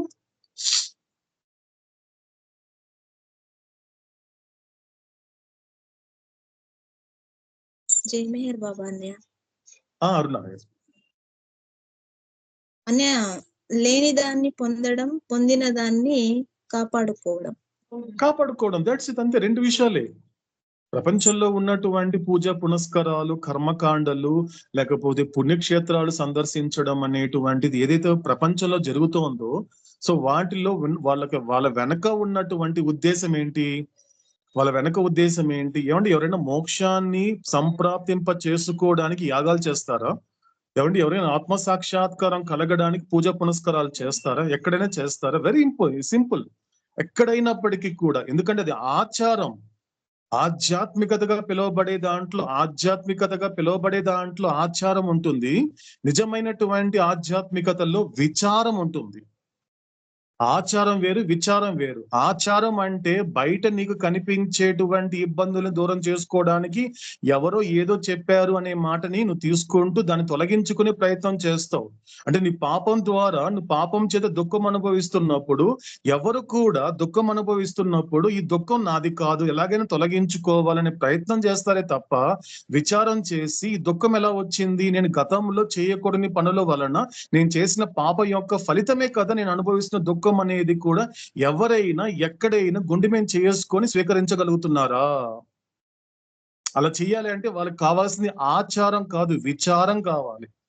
మెహర్ బాబా దగ్గరకు వచ్చి, గురువు దగ్గరకు వచ్చి, సద్గురు దగ్గరకు వచ్చి ఎంతెంత మంది, ఎన్ని వందల మంది, ఎన్ని లక్షల మంది నేను ఇబ్బంది పడడానికి వాళ్ళు కారణము, నేను కష్టపడడానికి వాళ్ళు కారణము, నేను బాధలు పడడానికి వాళ్ళు కారణం అని చెప్పేటువంటి వాళ్ళు మెహర్ బాబాకి తలనొప్పిగా మారారు. బాబా ఎన్నోసార్లు చెప్పాడు, నాకు తలంతా కూడా పట్టేసినట్టు అనిపిస్తూ ఉంది, ఏంటి వీళ్ళంతా ఇన్ని అబద్ధాలు మాట్లాడుతున్నారు, అతడి వల్ల నువ్వు దుఃఖపడుతున్నావా, అతడి వల్ల నువ్వు బాధపడుతున్నావా? వచ్చిన ప్రతి ఒక్కరు వాళ్ళు పడే బాధకి ప్రపంచాన్ని ఒక కంప్లైంట్ చేస్తున్నారే తప్ప, కానీ దీనికి ఏది కారణం అయి ఉంటుంది, ఏం కారణం అయి ఉంటుందని హానెస్ట్ గా, సిన్సియర్ గా తమను క్వశ్చన్ చేసుకునేటువంటి ధైర్యం గల వాళ్ళు నేను ఇంతవరకు చూడలేదని అడుగుతాడు. కాబట్టి ఈ యొక్క ప్రక్రియలో భాగంగానే కొంతమందిని అవతారు డైరెక్ట్ క్వశ్చన్ అడిగేవాడు. డైరెక్ట్ క్వశ్చన్ అండి, ఒకే క్వశ్చన్. ఏం అడిగేవాడు యాక్చువల్ గా అంటే, అందరినీ నువ్వు బాధపడడానికి, నువ్వు దుఃఖపడడానికి మొత్తం ప్రపంచం అంతా కూడా నువ్వు ఇంతగా ఫిర్యాదు చేస్తున్నావు కదా, నేను ఒకటే అడుగుతాను, ఆర్ యు రియల్లీ ఇన్నోసెంట్? నువ్వు నిజంగా అంత అమాయకుడిగా? నువ్వు ఏమీ చేయలేదా? ఊహ తెలిసినప్పటి నుండి ఒక పని చేస్తున్నప్పుడు ఇది చెయ్యకూడదు అని తెలిసి కూడా నువ్వు ఎన్ని పనులు చేశావు? ఒక ఆలోచన వస్తున్నప్పుడు ఇది ఆలోచించకూడదు, ఒక మనిషిగా ఇలా ఆలోచించకూడదు అని తెలిసి కూడా ఎన్ని రకాల ఆలోచనలు చేశావు నువ్వు? ఒక మాట మాట్లాడుతున్నప్పుడు ఇలాంటి మాటలు మాట్లాడకూడదు అని తెలిసి కూడా అలాంటి మాటలు ఎన్ని మాటలు మాట్లాడి ఉంటావు? ఒక చోటుకి వెళ్ళి అలాంటి పనులు చేయకూడదు అని తెలిసి కూడా అలాంటి చోటుకి వెళ్ళి అలాంటి పనులు ఎన్ని చేసి ఉంటావు? నిజంగా చెప్పు అని అడుగుతాడు. ఎందుకంటే నీ కళ్ళ ముందు నువ్వు ఎవరి సమక్షంలో కూర్చున్నావు తెలుసా? సాక్షాత్ భగవంతుడు సమక్షంలో కూర్చున్నావు. కాబట్టి నువ్వు నాకు నిజం చెప్పినా తెలుస్తుంది, అబద్ధం చెప్పినా తెలుస్తుంది. కాబట్టి నిజం చెప్పడం నీకు బెస్ట్. అలా హానెస్ట్ గా ఉండే ప్రయత్నం చేయమని చెప్పాడు. కానీ ఎక్కడ ఉండదు. కాబట్టి ఏమవుతోంది ఇక్కడ? ఆధ్యాత్మికతగా పిలువబడేటువంటి ఈ యొక్క ప్రక్రియలో ఏముంది? వాళ్ళ యొక్క ఉద్దేశం ఏంటి? ఏం చేసినా కూడా లేనిది పొందాలి. నాకు ఇది లేదండి, సో ఇది లేదు కాబట్టి నేను పొందాలి అంటే ఏ దేవుని మొక్కాలి, ఏ పూజలు చెయ్యాలి, ఏ కర్మకాండలు చెయ్యాలి, ఎక్కడికి వెళ్ళాలి చెప్పండి, ఐఎమ్ రెడీ. నేను రెడీగా ఉన్నానండి వెళ్ళడానికి. కాబట్టి నాకు లేనిది పొందాలి. పోనీ వాడి ప్రారంభం ప్రకారము లేనిది పొందాడు అనుకుందాము, మళ్ళీ కొత్త సమస్య మొదలయ్యింది. ఏం చేయాలి ఇప్పుడు? పొందిన దాన్ని కాపాడుకోవాలి. లేనిది పొందాడండి, ఆ ప్రారంభం ప్రకారం అతనికి వచ్చి ఉంటుంది. పొందే సమయానికి ఇతనికి వృద్ధాప్యం వచ్చి ఉంటుంది. ఎప్పుడు ఇక్కడ ఇతను యవ్వనంలో మొదలు పెట్టుంటాడు సుఖపడాలని, ఇతడికి వచ్చేసరికి ఈ వృద్ధాప్యం వచ్చేసింది. ఇంతవరకు ఏదైతే ప్రోగు చేసుకున్నాడో వాటినన్నింటినీ ఎంజాయ్ చేయాలి అంటే తన శరీరాన్ని కాపాడుకోవాలి. ఆ కాపాడుకోవడానికి ఎన్నో రకాలైన మళ్ళీ ఇబ్బందులు పడుతూ ఉంటాడు, ఎన్నో రకాలైనటువంటి మార్గాలు వెతుకుతూ పోతాడు. అందుకే అన్నాడు అవుతాడు, ఇది ఆధ్యాత్మికతగా పిలువబడుతోంది తప్ప ఇది నిజమైన ఆధ్యాత్మికత కాదు. ఇక్కడ చెప్తున్నాడు అండి 4th పేజీలో ఫస్ట్ పేరా. ఇది బాగా కాస్త డైజెస్ట్ చేసుకోవాల్సిన మాట అండి. ఆధ్యాత్మికత అంటే ఏంటి అన్నప్పుడు నీ యొక్క సంస్కారాలు కానీ ప్రశ్నిస్తే, ఇది కాదు ఓ సంస్కారమా, రా కూర్చున్నారు రా, గాడ్ స్పీక్స్ లో అవుతాడు మనకి చెప్పాడు కదా. ఒక్కసారి ఓపెన్ చేద్దాం రా, 4th పేజ్ ఓపెన్ చేయి, ఫస్ట్ పేరాకి ఇల్లు ఏం చెప్పాడు అక్కడ అవుతాడు. సో నువ్వు తరించాలి అన్నా, నేను తరించాలన్నా కూడా ఆధ్యాత్మికత, నిజమైన ఆధ్యాత్మికత అనేది పొందబడేది కాదు, పొందిన దాన్ని గుర్తించనివ్వకుండా చేసే దాన్ని కోల్పోవడంలో ఉంది. ఇది నిజమైన ఆధ్యాత్మికత. ఆధ్యాత్మికతగా పిలువబడే దాంట్లో ఏముంటుంది? పొందాలి, పొందాలి, పొందాలి, ఇంకా పొందాలి, ఇంకా పొందాలి, ఇంకా పొందాలి. ఎందుకు ఇంకా పొందడము? సరిపోతుంది కదా, 3 పూటలు తిన్నావు కదా. లేదు లేదు, నా తర్వాత వాళ్ళోడు పొందాలి అంటే ఒక రకంగా అవతడేదే చెప్పాడండి. ఎందుకంటే ఆస్పిరెంట్స్ కి అవతడు ఇచ్చేటువంటి ఒక సిన్సియర్ అడ్వైజ్ ఏంటి అన్నప్పుడు, సాధారణంగా మనకి వేదాంతాల్లో నిజానికి మనిషికి మోక్షానికి అడ్డుపడేటువంటిది అరిషడ్ వర్గాలు: కామము, క్రోధము, లోభము, మోహము, మదము, మాత్సర్యము. కానీ అవతడు ఏం చేశాడంటే ఈ 6 ఒక 3 కట్ ఆఫ్ చేసి 3 పెట్టుకోమన్నాడు చాలు. 6 దాకా వెళ్ళాల్సిన అవసరం లేదు. ఈ 3 విషయాలు మీరు జాగ్రత్తగా ఉంటే చాలు, ఖచ్చితంగా నువ్వు కోరుకునేటువంటి మోక్షం అనేది సిద్ధిస్తుంది. ఏంటా 3? Lust, anger, greed. కామము, క్రోధము, అత్యాస, గ్రీడ్ అంతే. కానీ ఇక్కడ ఏం జరుగుతోంది? ఇక్కడ మామూలుగా పొందాలి అనే దాంట్లో ఏం జరుగుతోంది అంటే ఈ లస్ట్ కన్నా, యాంగర్ కన్నా గ్రీడ్ ఎక్కువ ఉంటుంది. మీరు బాగా అబ్జర్వ్ చేస్తే అక్యుములేషన్ ఎక్కువ ఉంటుందండి. అక్యుములేషన్ ఎక్కువ ఉంటుంది. ఇంకా మనుషులు కావాలి, ఇంకా సంపద కావాలి, ఇంకా నేను కోరుకున్నటువంటి ఆ పరిస్థితులు అనేవి ఇంకా అక్యుములేట్ చేసుకోవాలి, అక్యుములేషన్ ఉంటుందండి.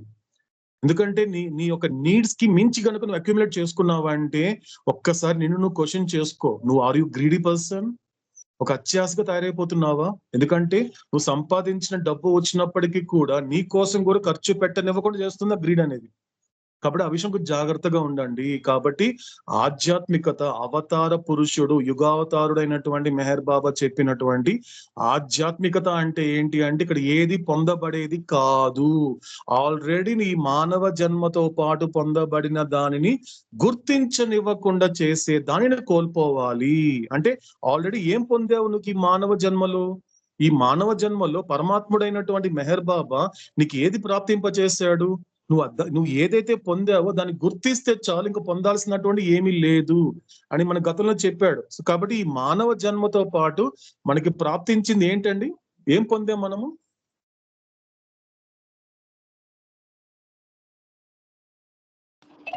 జై బాబా హరి. కాన్షియస్నెస్. జై మీరు కాన్షియస్నెస్ హరి. నాగేష్ గారు. జై బాబా.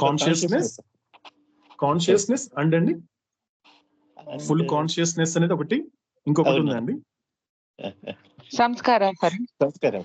లేదు, ఇంటెలెక్ట్. నర్మదా గారు, ఇంటెలెక్ట్ మనకి మానవ జన్మతో ప్రాప్తించింది. అనిమల్ వరకు జరగనటువంటిది, అనిమల్ వరకు మనం ఏదైతే పార్షియల్ కాన్షియస్నెస్, ఫుల్లీ అంటే పార్షియల్లీ డెవలప్ అయినటువంటి ఇంటెలెక్ట్ అనేది అనిమల్ వరకు రావడం జరిగింది. కానీ ఎప్పుడైతే మానవ జన్మ ప్రాప్తించిన తర్వాత ఏం జరిగింది అంటే మాధవత్వాన్ని పొందడానికి ఆ మానవుడికి ఆ పరమాత్ముడు ఏం ప్రాప్తింప చేశాడు అంటే మొదటిది బుద్ధి, రెండోది పూర్తి చైతన్యము, ఇంటెలెక్ట్ అండ్ ఫుల్ కాన్షియస్నెస్. అయిపోయిందండి, సరిగ్గా అయిపోయిందండి, కరెక్ట్ గా. అంటే నేను ఎప్పుడు విచారణ చేసుకుంటున్నప్పుడు, అంటే ఒక వ్యక్తిగతంగా నేను ప్రయాణం చేస్తున్నప్పుడు నా అనుభవం చెప్తున్నాను అంతే. ఎందుకంటే నేను అవతార్ హరిప్రసాద్ అనేటువంటి వాడు అవతార్ మెహర్ బాబా నుండి పొందాల్సినటువంటిది ఏమీ లేదు. ఇది నా వ్యక్తిగత ప్రయాణపు అనుభవం మాత్రమేనండి. ఇది ఎవరికి వాళ్ళు విచారణ చేసుకుని తెలుస్తుంది. నా వరకు నేను అనిపిస్తుంది అంటే అవతార్ మెహర్ బాబా మళ్ళీ ప్రత్యేకించి హరిప్రసాద్ అనేటువంటి వాడికి ఇవ్వాల్సినట్టు ఏమీ లేదు. ఆల్రెడీ నాకు ఈ యొక్క మానవ జన్మతో పాటు మానవత్వాన్ని పొందిన తర్వాత మాధవత్వాన్ని పొందడానికి అంటే ఉండాల్సినటువంటి 2 ఆయుధాలు ఏదైతే ఉన్నాయో అది ఫుల్ కాన్షియస్నెస్ అండ్ ఇంటెలెక్ట్. కానీ ఈ యొక్క పొందిన దాన్ని నిన్ను గుర్తించనివ్వకుండా చేస్తుంది ఒకటి. That is a problem. అదేంటది? సంస్కారాలు ఎప్పుడు దేని ద్వారా ఫస్ట్ ఎగ్జిబిట్ అవుతుంది అంటే కాన్షియస్నెస్ ద్వారా. అందుకే ఇక్కడ చెప్తున్నాడు అవుతాడు, what is the real spirituality based on Meher Baba teaching అనేటువంటి విచారణ వస్తే వెంటనే మనం టర్న్ చేయాల్సిన పేజ్ ఏంటి? 4th పేజీలో ఫస్ట్ పేర కాస్త జర్నీ చేస్తే ఇంకొకసారి బాబా నేను మర్చిపోతున్నాను బాబా, ఇంకొకసారి చెప్పు బాబా, ఈసారి శ్రద్ధ పెడతాను అని బాబాని వేడుకుంటే, బాబాని యాచిస్తే మళ్ళీ చెప్తాడు. యాచించాలండి, ప్రేయర్ అంటే అదండి. ప్రేయర్ అంటే ఏంటి? బెగ్ అండి. బాబా ఎక్స్ట్రీమ్లీ సారీ బాబా, ప్రతిసారి నువ్వు శ్రద్ధ పెట్టమంటున్నావు, శ్రద్ధ పెట్టలేకపోతున్నాను, లోకం మీద పెట్టినంత శ్రద్ధ నీ మీద పెట్టలేకపోతున్నాను బాబా, క్షమించు బాబా. ఖచ్చితంగా బాబా ఇంకొకసారి బాబా నేను శ్రమ పెడుతున్నానని తెలుస్తోంది బాబా, కానీ ఖచ్చితంగా ఈసారి మాత్రం నేను శ్రద్ధ పెడతాను కాబట్టి నేను శ్రమిస్తున్నాను తెలుస్తోంది బాబా, ఇంకొకసారి చెప్పు బాబా అని బాబా చేత చెప్పించుకోవాలి, మళ్ళీ చెప్పించుకోవాలి ఇంకొకసారి ఈ పేరాని. ఏంటి ఆ పేరా అన్నప్పుడు లూజ్, నాట్ టు గెయిన్. ఈ లైన్ అండి ఇంపార్టెంట్. ఇది బాగా ఎంత జీర్ణం అయితే అంత హాయిగా ఉండొచ్చు అండి లోకంలో. ఎంత ఈ మాట, ఎందుకంటే ఏదో పొందాలి. సాధారణంగా ఒక మనిషికి అంత తాపత్రయం లంపటాలంత ఇదే కదండి.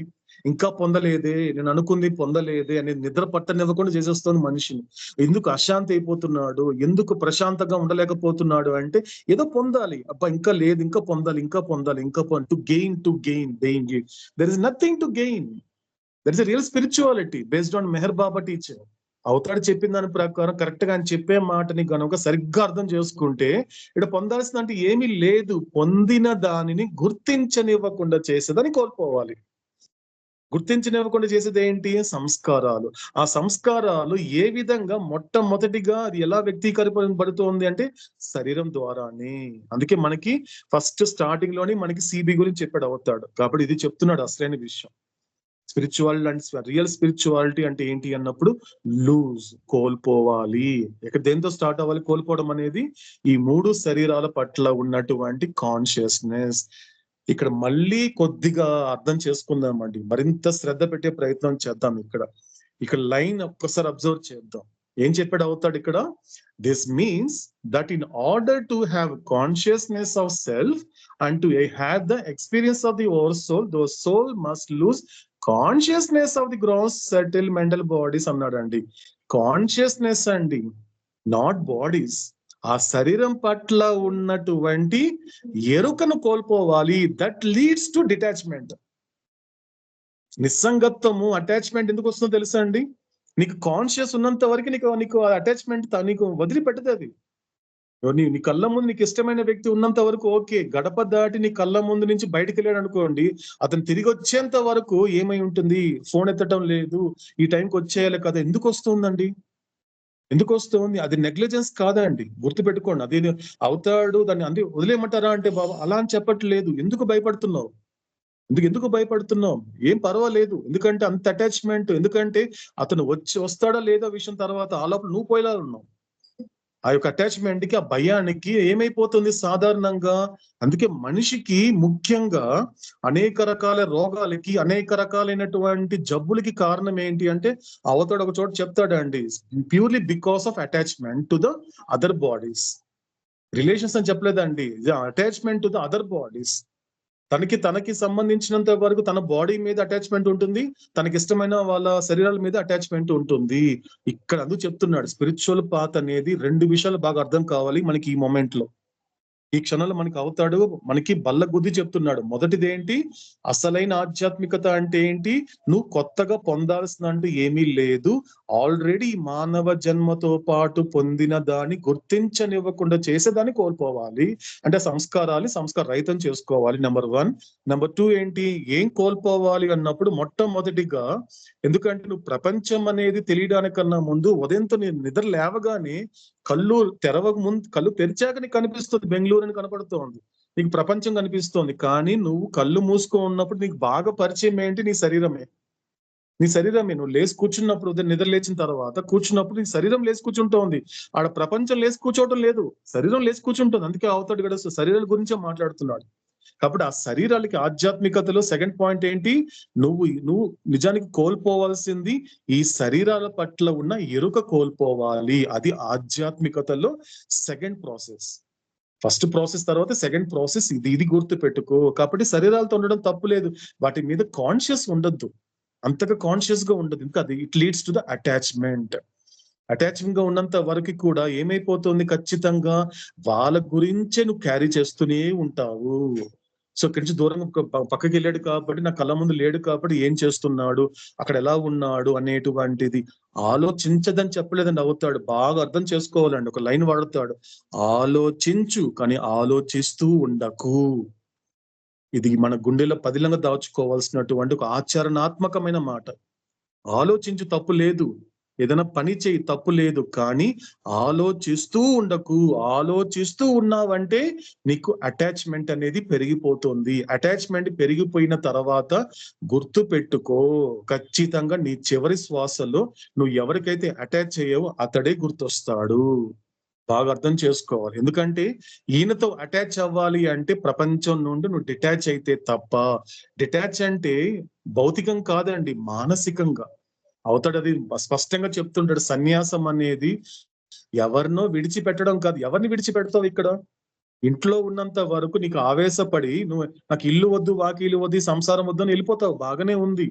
నీకు ఆవేశం రావడానికన్నా ముందు, ఇంట్లో ఆవేశపడడానికన్నా ముందు నీ ఇంట్లో వాళ్ళ గురించి ఒక గంట ఆలోచించుంటావు. ఆవేశపడి ఇంటి నుంచి బయటకు వచ్చేసి నేను సన్యాసం తీసుకుంటానని ఇంటి నుంచి బయటికి రావడంతో నీకు గంటకి మించి వాళ్ళ గురించి ఆలోచిస్తున్నావు. సో నువ్వు బస్ స్టాండ్కి వెళ్ళావనుకో 5 గంటలు అయ్యింది. నువ్వు వేరే ఊరికి వెళ్ళావనుకో కొన్ని రోజులుగా వాళ్ళ గురించి ఆలోచిస్తున్నావు. అంటే ఏమైపోయింది నీకు ఇక్కడ? నీ వరకు నీ శరీరం ఆశ్రమంలో ఉందేమో తప్ప నీ సంస్కారాలు, నీ మనస్సు, నీ ఆలోచన నీ ఇంటి వాళ్ళ చుట్టే తిరుగుతూ ఉంది. అలా ఉండడం వలన నీకు ఎటువంటి ఆధ్యాత్మిక ప్రయోజనం కలగదు. కాబట్టి ఆధ్యాత్మికతలో ముఖ్యమైనటువంటి 3వ ప్రాసెస్ ఏంటి అన్నప్పుడు ఆవేశం కన్నా ఆలోచన ముఖ్యము. ఎందుకంటే నువ్వు ఆవేశపడుతున్న ప్రతిసారి సంస్కారాలు బలపడుతుంది. ఆలోచించిన ప్రతిసారి ఆ సంస్కారాలు బలహీనపడుతుంది. ఈ గన్ పాయింట్ అర్థం చేసుకునే ప్రయత్నం చేద్దామండి. మొదటిది ఏం చెప్తున్నాడు అవుతాడు? నువ్వు ఆవేశపడుతున్నంత వరకు ఎమోషనల్ అయిపోయావంటే నీకు కలిగేటువంటి ఆధ్యాత్మిక నష్టం ఏంటి? ఆ సంస్కారాలు బలపడుతుంది. సంస్కారాలు బలపడుతున్నంత వరకు ఖచ్చితంగా ప్రపంచం పట్ల ఉన్న శ్రద్ధ మెహర్ బాబా మీద ఉండదు. కాబట్టి ఆలోచన చేస్తే ఏమవుతుంది? సంస్కారాలు బలహీనపడుతుంది. అప్పుడు అవతాడు చెప్పే మాట పట్ల శ్రద్ధ పెట్టడం అనేది సాధ్యపడుతుంది. ఇది మనకు అర్థం చేసుకోవాల్సిన విషయం. కాబట్టి నువ్వు కోల్పోవాల్సిన శరీరాల్ని కాదు. ఎప్పుడైతే వాళ్ళంతా ఉన్నప్పుడు కూడా ఆ శరీరాల పట్ల నీకు ఎప్పుడైతే కాన్షియస్నెస్ లేదో ఆ శరీరాలు ఎలా ఉన్నా కూడా నువ్వు నార్మల్ గా ఉంటావు. బాగా అర్థం చేసుకోవాలండి ఈ పాయింట్ అవతాడు చెప్పే మాట. నువ్వు నార్మల్ గా ఉంటావు. నీకేమి ఒక్కసారి ఎక్సైట్ అయిపోవు. ఎవరైనా నీ నుండి శాశ్వతంగా దూరం అయిపోయినా కూడా నీకు ఒక అవేర్నెస్ వస్తుంది. ఓహో, ఇంతవరకు అతడితో అంటే అతడికి నాకు మధ్య ఉన్న సంస్కారాలే మా ఇద్దరిని ఇలా కలిపి ఉంచింది. ఆ సంస్కారాలకి అతడికి లేకపోతే ఆవిడికి పూర్తయిపోయింది కాబట్టి తన ప్రయాణాన్ని కొనసాగించుకుంటూ వెళ్ళింది. ఇది ఇక్కడ భర్తకి లేక ఒక భార్యకి ఉండేటువంటి ఒక అవేర్నెస్, అవగాహన ఇలా ఉంటుంది. వీళ్ళని అవుతారు ఆస్పిరెంట్ అన్నాడు. అవుతాడు సాధకులు. వీళ్ళంతా ఎలా ఉంటారంటే కూడా ఇలా చూస్తారు. వాళ్ళు సంసారం చేస్తూనే ఉంటారు. సంసారం చేస్తూనే సంసారంలో సన్యాసులుగా ఉంటారు. కాబట్టి సన్యాసం అనేది అంతర్గతమైనది తప్ప అది బాహ్యమైనది కాదు అని మనకి అవతాడు గతంలో చాలాసార్లు చెప్పడం జరిగింది. కాబట్టి ఈ 4th పేజీలో ఫస్ట్ పేరా కంప్లీట్ గా ఏం చెప్పాడు మనకి? అసలైనటువంటి ఆధ్యాత్మికత అంటే ఏంటి? నువ్వు కోల్పోవడం తప్ప ఇక్కడ ఏది పొందాల్సినటువంటిది ఏది లేదు అని చెబుతూ ఏమంటున్నాడు అంటే ఇక్కడ చూడండి మళ్ళీ. But as long as the soul is impressioned either by the gross, subtle mental impressions, the soul consistently, respectively, has consciousness of the gross body, subtle body, mental body, and gross, subtle mental experiences are persistently and necessarily undergone. అంతే కదండి. ఇప్పుడు చూడండి, impression అని పదం వాడాడు అవుతాడు. Impression చూడండి, ఆ పదం కూడా చాలా గొప్పగా వాడాడు అవుతాడు. యాక్చువల్ ఇంప్రెషన్ అంటే ఏంటంటే కారాగృహం, జైల్లో పడేయడం. మామూలు న్యూస్ లో మనం చూస్తూ ఉంటాం. ఒక వ్యక్తి నేరం చేస్తే కోర్టులో ఆ నేరం అనేది ఎప్పుడైతే ప్రూవ్ అయిందో ఏం చేస్తాడు? ఆ జడ్జి ఏం చేస్తాడు? అతనికి ఇన్ని సంవత్సరాలు, 10 సంవత్సరాలు ఇంప్రెస్మెంట్, ఇన్ని సంవత్సరాల కారాగృహంలో పడాలి అతను అనేటువంటి విధంగా ఎలాగైతే అతను జైల్లో పడేస్తాడో అదే విధంగా నువ్వు ఎంతకాలం అయితే స్థూల, సూక్ష్మ, మానసిక సంస్కారాలతో కారాగృహంలో ఉన్నంత వరకు నువ్వు జైల్లో ఉన్నట్లే తప్ప నీకు స్వేచ్ఛ లేదు. నీకు స్వేచ్ఛ లేదు. అవుతాడు స్పష్టంగా చెప్తున్నాడు. నీకు అనిపిస్తుందేమో ఐ ఫ్రీ బర్డ్ అనుకుంటున్నామేమో, అంత సీన్ లేదంటాడు అవుతాడు. అక్కడెక్కడ లేదు. నువ్వు ఎంత కాలం అయితే ఈ 3 సంస్కారాలు అందుకే మనకి మొదటి భూమికలో అంటే ఫస్ట్ మనకి అన్న భూమికలో ఉన్నటువంటి సాధారణమైన ఆత్మ నుండి 6వ భూమికలో ఉన్నటువంటి సత్పురుషుడి వరకు ఈ సంస్కారాలతో సంసారం తప్పదు. కాబట్టి ఇక్కడ సంస్కారాల యొక్క రకాలు మారింది. అంటే మోస్ట్ సోల్కి వచ్చేసరికి స్థూల సంస్కారాలతో సంసారం చేస్తున్నాడు. ఇక్కడ మనకి సమ్కి వచ్చేసరికి సూక్ష్మ సంస్కారాలతో సంసారం చేస్తున్నాడు. ఇక్కడికి ఫ్యూకి వచ్చేసరికి మానసిక సంస్కారాలతో సంసారం చేస్తున్నాడు. అంతే తేడా. సంస్కారాలు మారింది తప్ప సంస్కారాలు ఉన్నాయి. తెలుసు వాళ్ళకి అందరికీ కూడా. సత్పురుషుడు కూడా తెలుసు తనకి ఇంకా పూర్తి స్వేచ్ఛ రాలేదు. స్వేచ్ఛ ఎప్పుడు వస్తుంది? సంస్కార రహితం అయితే వస్తుంది అనే మాట మనకి స్పష్టంగా అవుతాడు చెప్పాడు. అదే కంటిన్యూ చేస్తూ మనకి సెకండ్ పేరా నుండి ఫిఫ్త్ పేరా దాకా ఏం చెప్తున్నాడంటే ఇక్కడంతా పూర్తిగా ఇది దేని బేస్ చేసుకుని ఉంటుంది? ఈ యొక్క శరీరాలు అంటే ఈ శరీరాల యొక్క ఎరుక అనేది దేని బేస్ చేసుకొని ఉంటుంది, దేని ఆధారంగా చేసుకొని ఉంటుంది అంటే ప్రతిదీ కూడా. అంటే నీకు ఒకవేళ నీకు గ్రాస్ ఇంప్రెషన్ స్థూల సంస్కారాలు కలిగి ఉన్నప్పుడు నీకు వేరే మార్గం లేదు, బయటపడే మార్గమే లేదు అంటున్నాడు అవుతాడు ఇక్కడ. there is no way out except to experience these gross impressions through the gross body. నువ్వు ఖచ్చితంగా అంటే నీకు ఎప్పుడైతే నువ్వు స్థూల సంస్కారాలు కలిగి ఉన్నంత వరకు నువ్వు బయటపడే మార్గం లేదు. అంటే ఈ యొక్క సంస్కారాలు అనేది కూడా స్థూల శరీరం ద్వారా అనుభవించడం తప్ప. అదే విధంగా సూక్ష్మ సంస్కారాలు అదేమవుతోంది? అక్కడ కూడా బయటపడే మార్గం లేదు. ఒక సూక్ష్మ శరీరం యొక్క ఎరుక అనేది అనుభవిస్తే తప్ప. అదే విధంగా ఈ యొక్క మానసిక సంస్కారాలకు వచ్చేసరికి ఎలా ఏం కనిపిస్తోంది? అది ఉన్నంత వరకు నీకు వేరే మార్గం లేదు. మానసిక శరీరం ద్వారా ఈ యొక్క మానసిక సంస్కారాలని అనుభవించడం తప్ప. ఆయన చివరికి వచ్చి ఏం చెప్తున్నాడు అవుతాడు? సో ఎంత కాలం అయితే ఇక్కడ చెప్తున్నాడు మనకి అంటే చేయాల్సిన మనిషిగా నువ్వు చేయాల్సిన పని ఏంటి? ఒక మానవుడిగా పుట్టిన తర్వాత పరమాత్మ ఏ పని చెప్తాడు అంటే ఈ పని చెప్తాడండి. ఎక్కడ మనకి మనకి ఫిఫ్త్ పేరాలో కనిపిస్తుందండి, 4th పేజీలో. ఏం చెప్తున్నాడు ఇక్కడ అవుతాడు? As impressions of the gross, subtle, mental vanish or completely disappear, the consciousness of the self is automatically and obviously directed and focused towards itself, and the soul then necessarily has no alternative but to absorb experience of the oversoul. ఇది అండి మనిషిగా చేయాల్సిన పని. మనిషిగా ఎందుకు పుట్టాము? అవతారుడు మానవ జన్మ ఎందుకు ఇచ్చాడు అంటే దీనికోసం ఇచ్చాడు. దీనికోసమే ఇచ్చాడు. ఏం చెయ్యాలి పూర్తిగా అంటే ఇది కంప్లీట్ గా అంటే స్థూల సూక్ష్మ మానసిక సంస్కారాలను పూర్తిగా దాన్ని అదృశ్యం చేసేసుకోవాలి. అంటే సంస్కార రహితం చేసుకుంటే తప్ప అప్పుడు ఏం చేస్తుంది? ఎప్పుడైతే ఈ 3 శరీరాల యొక్క ఎప్పుడైతే కోల్పోయావో ఆత్మ ఆటోమేటిక్ గా అంటే అప్రయత్నంగా అంటారండి. ఆటోమేటిక్ అంటే అర్థం ఏంటి? సరిగ్గా మన తెలుగులో ట్రాన్స్లేట్ చేసుకుంటే అది అప్రయత్నంగానే ఆటోమేటిక్ గా ఏం చేస్తుంది? ఇప్పుడు ఫర్ ఎగ్జాంపుల్ మనము లైట్ ఆన్ చేసామండి. లైట్ ఆన్ చేసినప్పుడు మనము ఆన్ చేసిన ఆటోమేటిక్ గా లైట్ వెలుగుతోంది. అంతే తప్పించి మన లోపల ఆ వైర్ లో కానీ లేకపోతే కరెంట్ పాస్ అవుతుందని టెస్ట్ చేయాల్సిన అవసరం లేదండి. స్విచ్ చేస్తే లైట్ వెలుగుతోందండి. స్విచ్ చేస్తే అప్రయత్నంగానే నువ్వు ప్రయత్నం చేసింది మాత్రం స్విచ్ చేసావు, కానీ లోపల నువ్వు వైర్లు టచ్ చేయడము లేకపోతే కరెంట్ టెస్ట్ చేయడం నువ్వేం చేయట్లేదు. నువ్వు జస్ట్ ఏం చేస్తావు? నీ ప్రయత్నం వరకు ఎప్పుడైతే స్విచ్ చేసావో అది అప్రయత్నంగానే ఏం జరుగుతోంది? లైట్ వస్తోంది. అదే విధంగా ఇక్కడ ఏం జరుగుతోంది? ఎప్పుడైతే ఈ మానవ జన్మలో నువ్వు సంస్కార రహితం అవ్వాలి. నీ యొక్క జన్మ యొక్క ముఖ్య ఉద్దేశం ఏంటి? సంస్కార పూరితంగా ఉన్నావు కాబట్టి ఇన్ని జన్మలు కొని తెచ్చుకున్నావు, ఇన్ని జన్మలు మళ్ళీ మళ్ళీ ప్రయాణం చేస్తున్నావు. కాబట్టి సంస్కార రహితం అయితే తప్ప నీకు జన్మ రాహిత్యం తప్పదు. జన్మ రాహిత్యం అంటే ఏం జరుగుతోంది? ఈ సంస్కార రహితం అయినప్పుడు ఈ యొక్క ఆత్మ యొక్క ఎరుక ఆటోమేటిక్ గా ఎక్కడికి వెళ్తుంది? తన మీదకి వెళ్ళిపోతుంది. చూడండి ఇంతవరకు ఏం జరిగింది? దేవుడు ఏమయ్యాడు? ఫస్ట్ లో మోస్ట్ సోల్ సంబంధించినంత వరకు దేవుడు దేహం అయ్యాడు. సమ్కి వచ్చేసరికి దేవుడు ప్రాణమయ్యాడు. ఫ్యూకి వచ్చేసరికి దేవుడు మనసు అయ్యాడు. కానీ లాస్ట్కి వచ్చేసరికి దేవుడు ఏమయ్యాడు? దేవుడు అయ్యాడండి. దేవుడు ఇప్పుడు ఉన్నాడు.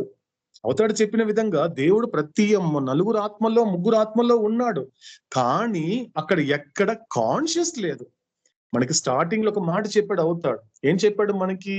వాట్ ఈస్ క్రియేషన్ అంటే ఏం చెప్పాడు అండి? గుర్తుందండి ఎవరికైనా మీకు? What is creation?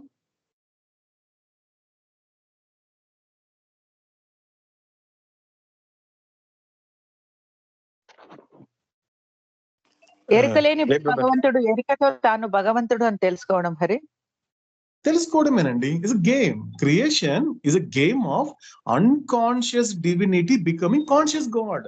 అయిపోయింది. ఈ క్రియేషన్ ఎందుకు వచ్చింది? ఇక్కడ ఆట ప్రతిదీ కూడా ఇంతవరకు టెస్టింగ్ గ్రౌండ్ తో పాటు ఆట కూడా నాడు అవుతాడు. అంటే నీలో ఆల్రెడీ ఎటువంటి ఒక డివినిటీ ఉంది. సో నీకు ఎందుకంటే నువ్వు భగవంతుడి నుండి ఎడబాటు కలిగినప్పటి నుండి నీకు ఒక డివినిటీ ఉంది. అది ఎటువంటి డివినిటీ? Unconscious divinity. ఎరుక లేని దైవత్వం ఉంది. ఎరుక లేని దైవత్వం ఉంది. అదేంటది? ఆత్మే. ఆత్మ ఎలా ఉండిపోయింది అంటే ఒక ఎరుక లేని దైవత్వంగా ఉంది. కాబట్టి ఎరుక లేని దైవత్వము ఎరుకతో కూడిన భగవంతుడిగా తయారయ్యే ఆటే ఈ సృష్టి. అందుకోసం సృష్టించాడు ఆ సృష్టికర్త అయినటువంటి మెహర్ బాబా. కాబట్టి ఇక్కడ ఏం జరుగుతోంది? ఇక్కడ పూర్తిగా సో ఇప్పుడు దేవుడు అయ్యాడంటే ఏం జరిగింది? ఇక్కడ కాన్షియస్ గాడ్ అయ్యాడు. అదే మాటని మనకి ఒక 9th చార్ట్ లో కానీ డివైన్ థీమ్ 10th చార్ట్ లో కానీ జెడ్ అనే విధంగా బాబా చెప్తాడు. జెడ్ అంటే ఇట్స్ కాన్షియస్ గాడ్. ఏదో మొదలైనటువంటి అతని ప్రయాణము జెడ్ కి వచ్చేసరికి క్లైమాక్స్ అయిపోయింది. నీ యొక్క పని పూర్తి అయిపోయింది. వచ్చిన పని పూర్తి అయిపోయింది. ఇంకా చావడానికి ఇంకేమీ లేదు. చావాలంటే నువ్వు మళ్ళీ పుట్టాలి కదా. కబీర్ చెప్పినట్లుగా, ఎందుకంటే చనిపోవడానికన్నా ముందే చనిపోయిన వాడు మళ్ళీ చనిపోడు అంటాడు. మనకి అవతాడు చెప్తాడు కబీర్ గురించి జంషెడ్ బాడీ డ్రాప్ చేసినప్పుడు. అంటే ఎవరు మళ్ళీ చనిపోడు అన్నప్పుడు చనిపోవడానికన్నా ముందే అంటే నువ్వు బ్రతికున్నప్పుడే నీ మనస్సుని నువ్వు చంపగలిగితే, నాశనం చేయగలిగితే, ఈ సంస్కారాల రహితం చేసుకోగలిగితే నువ్వు మళ్ళీ నువ్వు చావాలి అంటే పుట్టాలి కదా. ఆ జన్మ రాహిత్యం వచ్చిందని అర్థము. కాబట్టి సో కాన్షియస్ గాడ్ గా తయారైపోతాడు. కాబట్టి ఎక్కడైనా మనం విచారణ చేస్తున్నప్పుడు మెహర్ బాబా నాకు ఈ శరీరం ఇచ్చి నా ఈ తల్లిదండ్రుల ద్వారా ఈ లోకానికి ఎందుకు పంపించాడు, ఆయన పంపించిన దానికి నా జన్మ యొక్క ఉద్దేశం ఏంటి, ఆయన దైవీ ప్రణాళిక ఏమిటి అని ఎక్కడైనా ఎవరైనా విచారణ చేస్తే దానికి ఆన్సర్ ఏంటి? ఈ 4th పేజీలో ఉన్నటువంటి 5th పేరా. ఇది చూస్తే స్పష్టంగా అర్థమైపోతుంది ఏం చెయ్యాలి అన్నప్పుడు వీటన్నిటిని కూడా. సో దీన్ని కనెక్ట్ చేసుకోవచ్చు అండి. లూజ్ అని చెప్పాడు మనకు అవుతాడు. The soul must lose consciousness అన్నాడు కదా. అంటే దాన్ని కనెక్ట్ చేసుకోవచ్చు, ఆ పేరకి కనెక్ట్ చేసుకోవచ్చు. నువ్వు లూజ్ అయితే ఏమైపోతుంది? ప్రతిదీ కూడా వానిష్ అయిపోతుంది. ప్రతిదీ కూడా డిసపీర్ అయిపోతుంది. కంటికి కనిపించకుండా పోతుంది. మొత్తం సమస్తము తుడుచుకోపెట్టుకోపోతుంది, అదృశ్యం అయిపోతుంది. ఇది మనం చేయాల్సినటువంటి పని అని చెప్తూ అవుతాడు ఏం చేస్తున్నాడు? నెక్స్ట్ 6th పేరాకు వచ్చేసరికి 4th పేజీలో 6th పేరాకు వచ్చేసరికి మాత్రము మనకి ఇంతకుముందు చెప్పిన మాటే ఈ 3 ఏమిటి అన్నప్పుడు, ఈ 3 శరీరాలు అంటే నా గురించి చెప్తున్నాడు. వ్యక్తిగతంగా నేను తీసుకున్నప్పుడు, పర్సనల్ గా అనిపించినప్పుడు నా గురించి చెప్తున్నాడు. నీకున్న శరీరాలు ఏంట్రా నన్ను అడిగినప్పుడు, బాబా నాకు గ్రాస్ బాడీ ఉంది, సటిల్ బాడీ ఉంది, మెంటల్ బాడీ ఉంది, ఇంకేముందిరా అన్నప్పుడు, బాబా నా ఇంకా లోపలికి వెళ్తే నేను ఇంకా విచారణ చేసుకుంటే ఆత్మ ఉంది. అంటే ఆత్మకి సంబంధించినటువంటి ఆత్మ యొక్క నీడలేరా ఈ ప్రపంచం, ఈ యొక్క 3 శరీరాలు. నీ శరీరాలు ఏదైతే ఉందో, ఎందుకంటే నీ గ్రాస్ బాడీకి హరిప్రసాద్ అని పేరు పెట్టారు. మరి నీ సటిల్ బాడీకి నీ పేరేంట్రా? నీకు మెంటల్ బాడీకి ఎవరు పేరు పెట్టారు? దానికి పేరు లేదు. ఎందుకంటే సటిల్ బాడీ కనబడదు, మెంటల్ బాడీ అర్థం అవ్వదు. అందుకే లోకం దాని గురించి పట్టించుకోదు. కాబట్టి నీ తల్లిదండ్రులు గ్రాస్ బాడీ కనిపిస్తోంది కాబట్టి హరిప్రసాద్ అని పేరు పెట్టారే తప్ప, ఎన్నో జన్మల నుంచి అది మారకుండా వచ్చేటువంటి సటిల్ బాడీకి మెంటల్ బాడీకి పేరు పెట్టిన వాళ్ళు ఈ భూమి మీద ఎవరు లేరన్నాడు అవుతాడు. సో కాబట్టి ఈ 3 ఏంటి, దీని యొక్క లక్షణం ఏంటి అన్నప్పుడు, ఇది 3 అబద్ధాలు రా, ఇవి నీడలే. దేని యొక్క నీడలు? నీ అస్తిత్వమైనటువంటి ద ఓన్లీ రియల్ ఎగ్జిస్ట్ అయినటువంటి నీ ఆత్మ యొక్క నీడలేరా ఈ 3 శరీరాలు. తర్వాత నువ్వు నిద్ర లేచిన తర్వాత, ఈ శరీరంతో నిద్ర లేచాక నీకు బాగా పరిచయం అయినటువంటి 2 ఆస్పెక్ట్ ఏంటి? ప్రపంచాలు. కాబట్టి ఈ ప్రపంచాలు ఏవైతే 3 ఉన్నాయో ఇది నా యొక్క నీడలరా అంటున్నాడు అవుతాడు. అంటే పరమాత్మ యొక్క నీడలే. కాబట్టి సో ఇక్కడ దీన్ని బట్టి కాస్త విచారణ చేసుకోవాలి. ఈ శరీరానికి దీనికి లిమిటేషన్ కి మించి ఇంపార్టెన్స్ ఇస్తున్నావంటే కేవలం నీడే కదరా అది. నీడ మీద ఎందుకురా నీకు అంత అటాచ్మెంట్? నీడే కదా. ఆ నీడ రావడానికి కారణమైన దాన్ని పట్టుకోకుండా ఆ నీడ వెనక పరిగిస్తావేంట్రా నువ్వు అంటాడు అవుతాడు. కాబట్టి అందుకే దీనిని ఇల్యూషన్. అందుకే అవతాడు ఏం చెప్పాడు? ఇదంతా భ్రాంతిమయమైనటువంటి, ఇదంతా కూడా ఇది కేవలము నీడే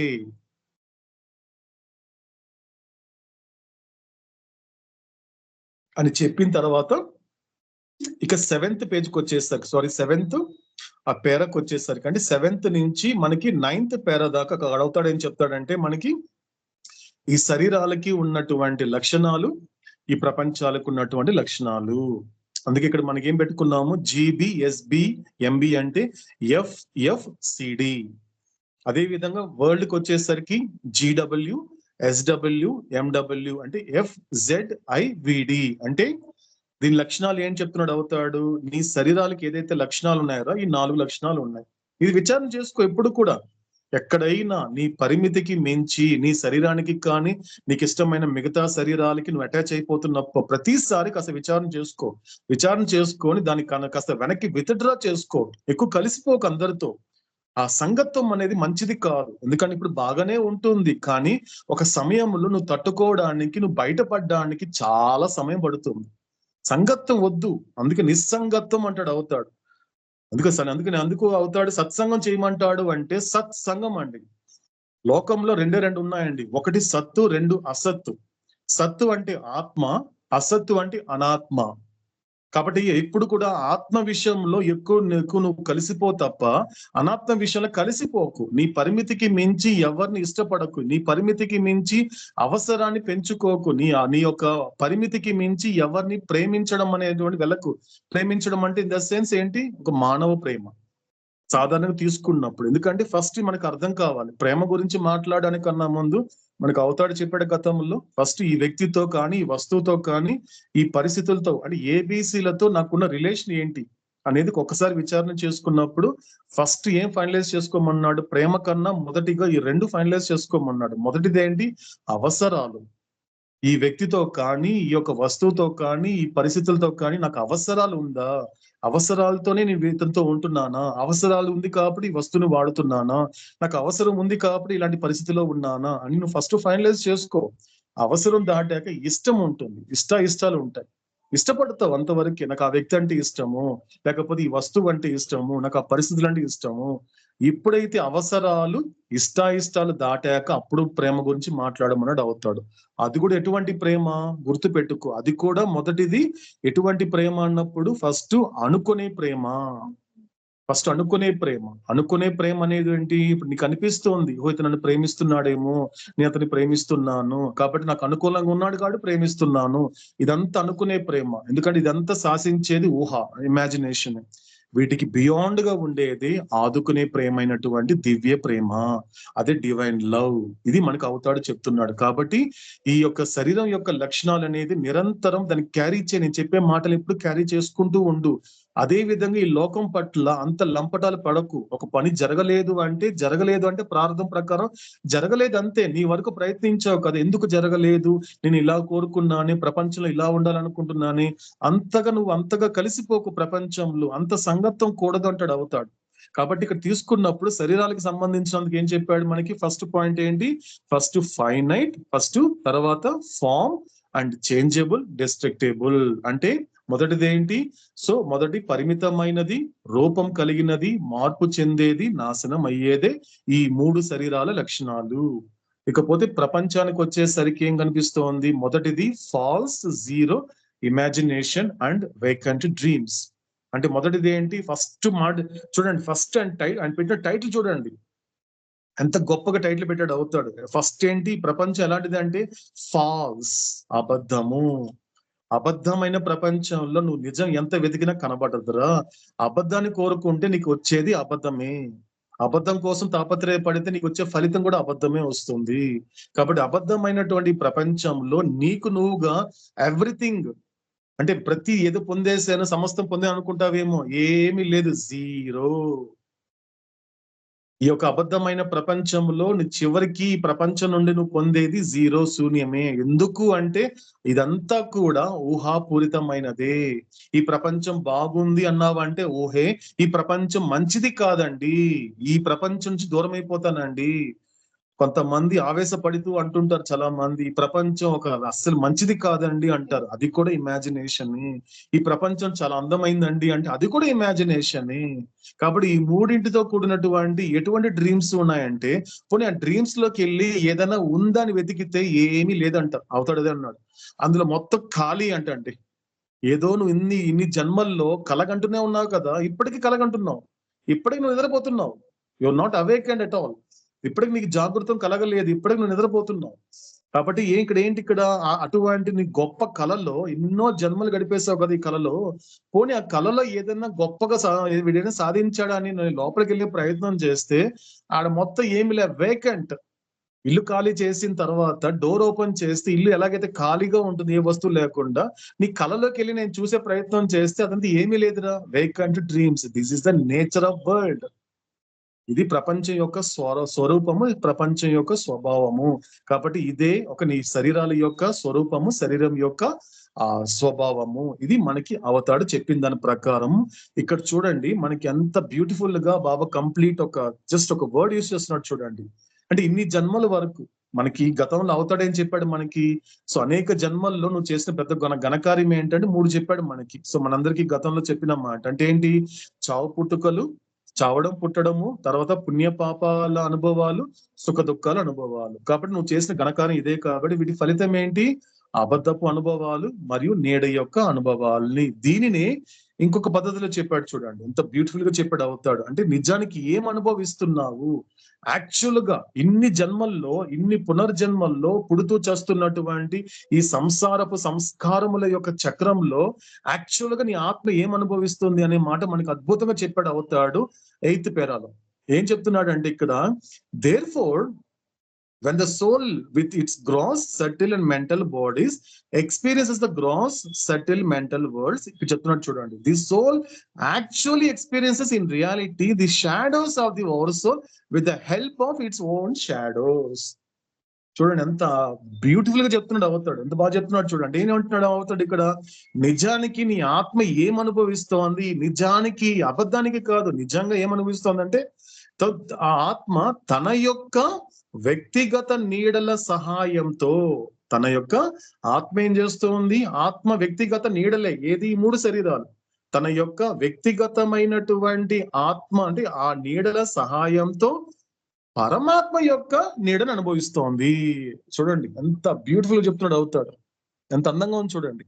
ఇప్పుడు నేనేం చేస్తున్నాను, ఇప్పుడు నన్ను అంటున్నాడు అవుతాడు, ఒరే హరిప్రసాద్, అనేక జన్మలు నువ్వేం చేసావు తెలిసి ఎంతవరకు, నువ్వు నీ వ్యక్తిగత నీడలైనటువంటి ఈ 3 శరీరముల సహాయంతో నా యొక్క నీడను నువ్వు అనుభవిస్తున్నావు. అర్థమైందా నీకు అంటున్నాడు అవుతాడు, అర్థమైందిరా నీకు, ఇన్ని జన్మల వరకు నువ్వేం చేసావు. ఇది ఘనకార్యం పార్ట్ నెంబర్ 2. ఇది 2nd సీజన్ అనుకోవచ్చు మనం, కరెక్ట్ పార్ట్ 2 ఇది. ఫస్ట్ పార్ట్ ఏంటి, experience of false, experience of shadow అన్నాడు కదా ఇంతవరకు మనకి. ఇది 2nd వెర్షన్ మనకి. ఇంకో మాట చెప్తున్నాడు, ఇంతవరకు నువ్వు చేసిన మరో ఘనకార్యం ఏంటో తెలుసు అన్నప్పుడు, నువ్వు నిజానికి ఇది అబద్ధానికి తీసుకుంటే నీకు అన్ని బాగానే ఉంటాయి, కానీ నిజానికి చెప్పాలి అంటే నువ్వు అంటే నీ ఆత్మ ఏమనుభవిస్తోంది అంటే, ఆత్మ తన యొక్క వ్యక్తిగతమైనటువంటి నీడలు, బ్రాకెట్లో 3 శరీరాలు, నీ ఆత్మ తన యొక్క వ్యక్తిగతమైనటువంటి నీడల సహాయంతో నా యొక్క నీడలను అనుభవిస్తోంది. ఇక్కడ ఎక్కడుందిరా నిజాలు? ఎందుకు నేను అజ్ఞానం అనే మాట ఎందుకు వాడాను, అజ్ఞానంలో ఉన్నావు బాబా, చాలా బాధగా ఉంది బాబా, ఈ బాధ నుంచి బయటపడేయి, నేను పడేయను బాబా, ఇలా అవస్థ పడుతున్నాను, ఈ అవస్థ కొంచెం దూరం చేయి, నేను దూరం చేయను. ఎందుకంటే అవస్థ, నువ్వు బాధ అనేది అజ్ఞానమే, ఆ బాధని దూరం చేసుకోవడం కూడా అజ్ఞానమే. అందుకే మనకి హఫీజ్ చెప్పినటువంటి మాటల్లో 3rd కప్లెట్ ఒక మాట ఉంటుందండి. ఏం చెప్పాడు అక్కడ మనకి హఫీజ్ ఏమంటాడంటే, I'm slave of the master who has released me from ignorance. నేను నా గురువుకి ఎందుకు బానిసయ్యాను అంటే, నా అజ్ఞానం నుండి విడుదల చేశాడే తప్ప నా బాధల నుండి, నా యొక్క అసౌకర్యాల నుండి, నా రోగాల నుండి, నేను పడే జబ్బుల నుండి, నేను పడే బాధల నుండి ఆయన విముక్తి చేయలేదు. చేయడు, ఏ గురువు చేయడు. అలా చేయాలని కోరుకుంటున్నప్పుడు నేను చూసి నవ్వుకుంటాడు తప్ప అలా బయట పడేయాలి అంటే అక్కడ నీ సంస్కారాలు సహకరించాలి. నువ్వు గతంలో అటువంటి సంస్కారాలు సహకరిస్తే తప్ప, అది పుణ్యం అయితే తప్ప, ఆ పుణ్యం ద్వారానే నువ్వు సుఖపడాలి. కాబట్టి నువ్వు పడేటువంటి సుఖానికి, నువ్వు వద్దనుకునేటువంటి పాపానికి అవతార్ మెహర్ బాబాకి ఏ సంబంధం లేదు. అది ఆయనకు సంబంధించిన డిపార్ట్మెంటే కాదు. అదంతా నువ్వు చేసినటువంటి కర్మల ఫలితమే. కాబట్టి ఆ కర్మ ఫలితం ప్రకారం నువ్వు వెళ్ళిపోతున్నావు అనుకో, ఒక సమయంలో కర్మ భోగి అవుతావు, ఆ కర్మ భోగి నుండి కర్మ రోగి అవుతావు. పుణ్యం చేత సుఖము, పాపం చేత దుఃఖం అనుభవిస్తున్నంత వరకు యూనివర్సల్ లాలో ఏం జరుగుతుంది? ఒకటి నువ్వు కర్మని భోగిస్తావు, అప్పుడు నువ్వు కర్మ భోగి అవుతావు. లేక కర్మ చేత రోగం అనుభవిస్తావు, అప్పుడు నువ్వు కర్మ రోగి అవుతావు. కానీ రెండు విడిచిపెడితే నాకు పుణ్యం వద్దు, పాపము వద్దు, సుఖము వద్దు, దుఃఖము కాదు, నాకేం కావాలి? మోక్షం కావాలి అని జ్ఞానం వైపు నువ్వు వెళ్ళగలిగితే అప్పుడు నువ్వు కర్మయోగి. కాబట్టి కర్మ భోగి నుండి కర్మ రోగి నుండి ఇప్పుడు ఎక్కడికి వచ్చావు? కర్మ యోగి అయ్యావు. ఆ కర్మ యోగి అవతాడు చెప్పిన విధంగా ఆస్పిరెంట్ వాడు మాత్రమే ఇది కనుక్కుంటాడు. ఇది ఫస్ట్ ఇది అర్థమైతే నీకు కర్మ యోగం చెయ్యాలి, కర్మని యోగం వైపు తీసుకెళ్ళాలి అనే మాట అవగాహన ఇస్తాడు అవుతాడు. కాబట్టి ఇది చెప్తున్నాడు అవుతాడు. అదే విధంగా ఇంకొక మాటలు ఏం చెప్తున్నాడు? ఇన్ అదర్ వర్డ్స్, ఇంకొక మాటలో చెప్పాలి అంటే ఆత్మ తన పరిమితమైనటువంటి నాశనం అయ్యేటువంటి రూపంతో ఈ యొక్క అబద్ధమైన, శూన్యమైన, ఊహాపూరితమైన, ఖాళీ అయిన కళలని అనుభవిస్తోంది. ఇది మనకి అవతాడిచ్చినటువంటి ఒక అత్యద్భుతమైనటువంటి డెఫినేషన్ అండి. సో దీనికి బాబా కంటిన్యూ చేస్తే ఏం చెప్తున్నాడు? మనకి 5th పేజీకి వచ్చేసరికి సో మొత్తానికి ఏంటి ఇప్పుడు? మొత్తానికి నువ్వెవరు అంటే నువ్వు వచ్చిన పని పూర్తవ్వాలి, ఆత్మ సాక్షాత్కారం కలగాలి, నీ స్వస్వరూపాన్ని తెలుసుకోవాలి. సో నేనెవరు అనే ప్రశ్న అనేది నువ్వు మర్చిపోయినటువంటి ఆ ప్రశ్న అనేది నీకు ఈ జన్మలో కలగాలి అన్నప్పుడు అలా కలగడం వల్ల ఏం జరుగుతుంది? నీ కలిగేటువంటి ప్రయోజనము, సో నువ్వు అనుభవించేటువంటి అసలైనటువంటి నిజమైన ప్రయోజనం ఏంటి అనేది మనకి 5th పేజీలో అవుతాడు ఫస్ట్ పేరాలో చెప్పాడు. ఏంటది? ఎప్పుడైతే ఆత్మ ఈ యొక్క పరమాత్మ తన యొక్క ఆత్మతో పరమాత్మని అనుభవించినప్పుడు మాత్రమే ఉన్నటువంటి రియాలిటీతో రియల్ ని అనుభవిస్తుంది. ఇప్పుడు రియాలిటీ అంటే ఎవరు? మనకి ఇప్పుడు మనతో మాట్లాడే అవతార పురుషుడే రియాలిటీ. ఇప్పుడు అవతార పురుషుడైనటువంటి ఆ రియాలిటీతో నేను రియల్ గా అనుభవించాలి అంటే ఏం చేయాలి నేను? సో నేను నా యొక్క ఆత్మ యొక్క ఎరుకతో ఈ పరమాత్మానుభవం పొందితేనే, అది కూడా ఓన్లీ అన్నాడు అవుతాడు, కేవలము అప్పుడు మాత్రమే నీకు సాధ్యపడుతుంది అని చెబుతూ ఇక్కడ మనకి సంస్కారాలని రెండో సందర్భంగా చెప్తున్నాడు అండి. మనకి ఇంట్రొడ్యూస్ చేస్తున్నాడు అవుతాడు. ఏంటి ఇక్కడ అన్నప్పుడు, ఇక్కడ ఇగ్నోరెన్స్ అంటే ఏమిటి, సో ఇగ్నోరెన్స్ అంటే ఏమిటి అనేది మనకి అవుతాడు ఎక్స్ప్లెయిన్ చేస్తున్నాడు. వేరే వెతుక్కోవాల్సిన అవసరం లేదు.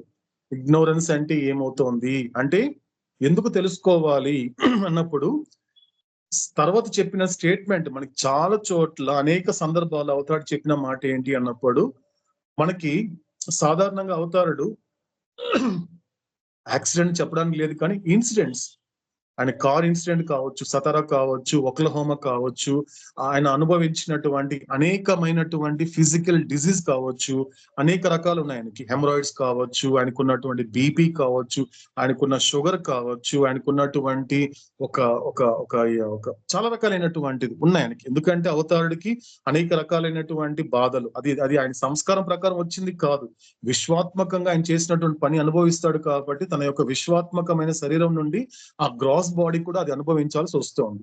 కాబట్టి ఆ సమయంలో అవతాడు చెప్పేటువంటి ఒక స్టేట్మెంట్, కంటిన్యూగా చెప్పే స్టేట్మెంట్ ఏంటి అన్నప్పుడు your ignorance is my suffering అన్నాడు అవుతాడు. సాధారణంగా బాబా ఇప్పుడు ఎవరైనా బాధపడుతున్నాడు అనుకోండి, వాడు చేసిన ప్రారంధం ఉంటుంది. ఒక వ్యక్తి మంచాన పడ్డాడు అనుకోండి, ఒక యాక్సిడెంట్ అయ్యి ఏమనిపిస్తారు? ప్రారంధం. కానీ మెహర్ బాబా కూడా మంచాన పడడం అనేది అది ఆయన ప్రారంధం కాదు. నా ప్రారంధాన్ని గుర్తించకుండా, నా ప్రారంధాన్ని క్షయం చేసుకోనటువంటి నా అజ్ఞానమే ఆయనని మంచాన పడేలా చేసింది. అప్పుడు తిరిగి అంటున్నాడు అవుతాడు, నేను ఇలా మంచాన పడడానికి, వీల్ చైర్ లో కూర్చోవడానికి, ఏమంటే ఎక్కడైనా చూసామని ఇంతవరకు రాముడు ఎక్కడైనా వీల్ చైర్ లో ఉండడం ఎప్పుడైనా చూసామా? కృష్ణుడు ఈ విధంగా బెడ్ మీద అలా అలా అలా కుదుపులు వచ్చిందనే విషయం ఎప్పుడైనా విన్నామా? కానీ జరిగిందండి. లోకం అనేది గ్రహించలేదు, కానీ లోకం దాన్ని గుర్తించలేదు, కానీ రాముడు సఫర్ అయ్యాడు, కృష్ణుడు సఫర్ అయ్యాడు, జీసస్ సఫర్ అయ్యాడు, ప్రతి ఒక్కరు సఫర్ అయ్యారు. ఎందుకంటే ఆ మాటలోనే ఉందండి ది గాడ్ మ్యాన్ అండి, దైవీ మానవుడు. నువ్వు దైవాన్ని పట్టుకుంటున్నావు. మెహర్ బాబాకి బాధలు ఏంటండి?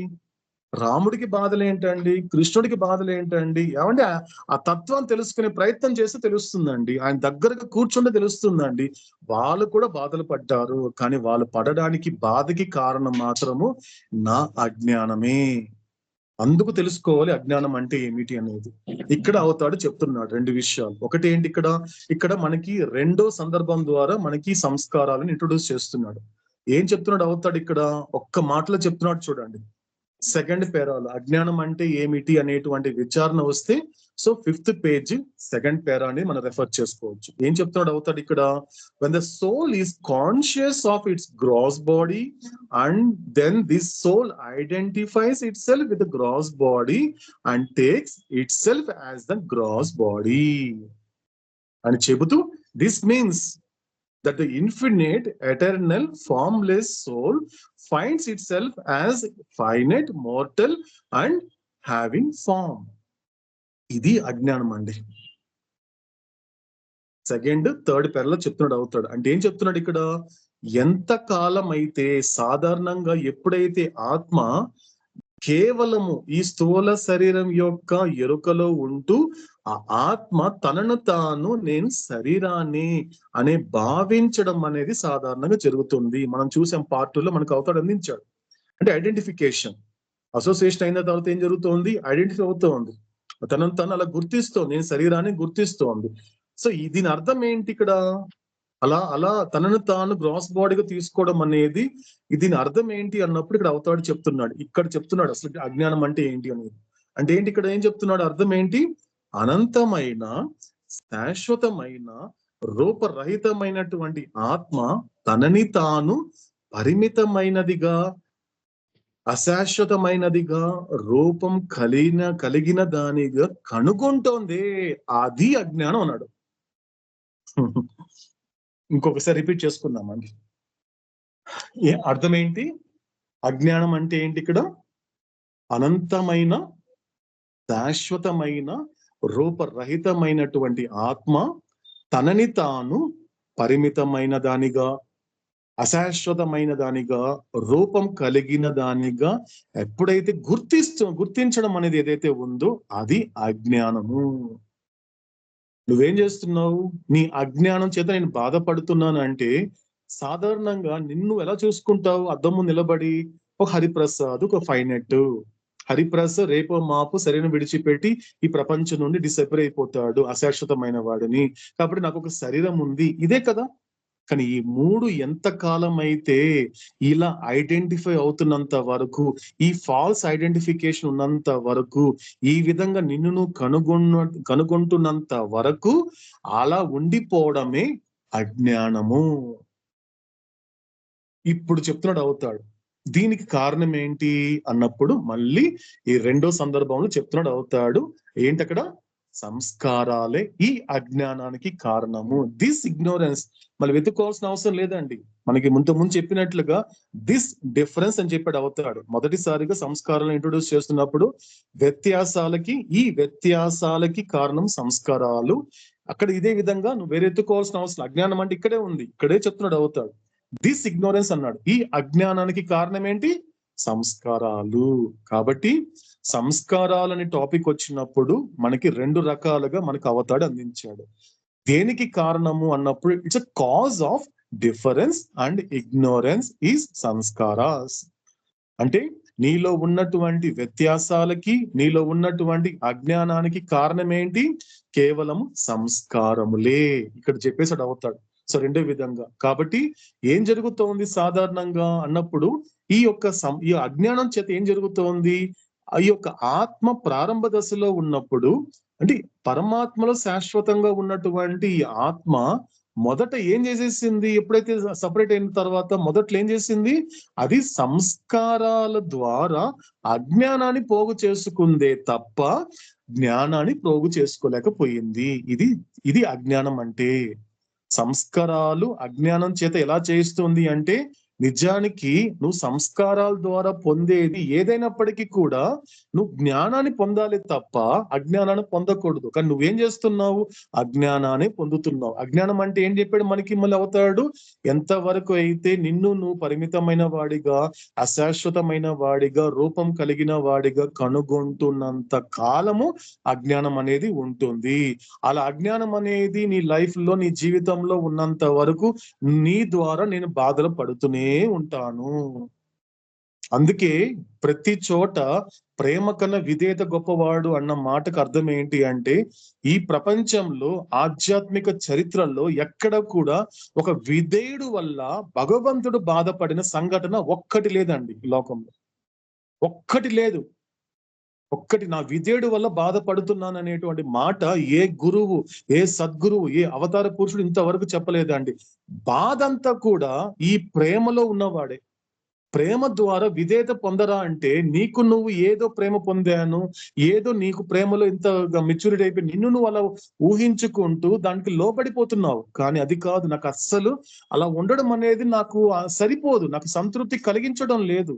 నువ్వు నాకు విధేయుడిగా కాగలగాలి. అందుకే అవుతాడు అన్నాడు, what is the greatest knowledge Baba, what is the greatest knowledge. నువ్వు చెప్తున్నావు కదా, ఈ యొక్క ఇగ్నోరెన్స్ బయటపడాలి అంటే నాలెడ్జ్ కావాలి కదా. మాకు అందరికి జ్ఞానం కావాలి.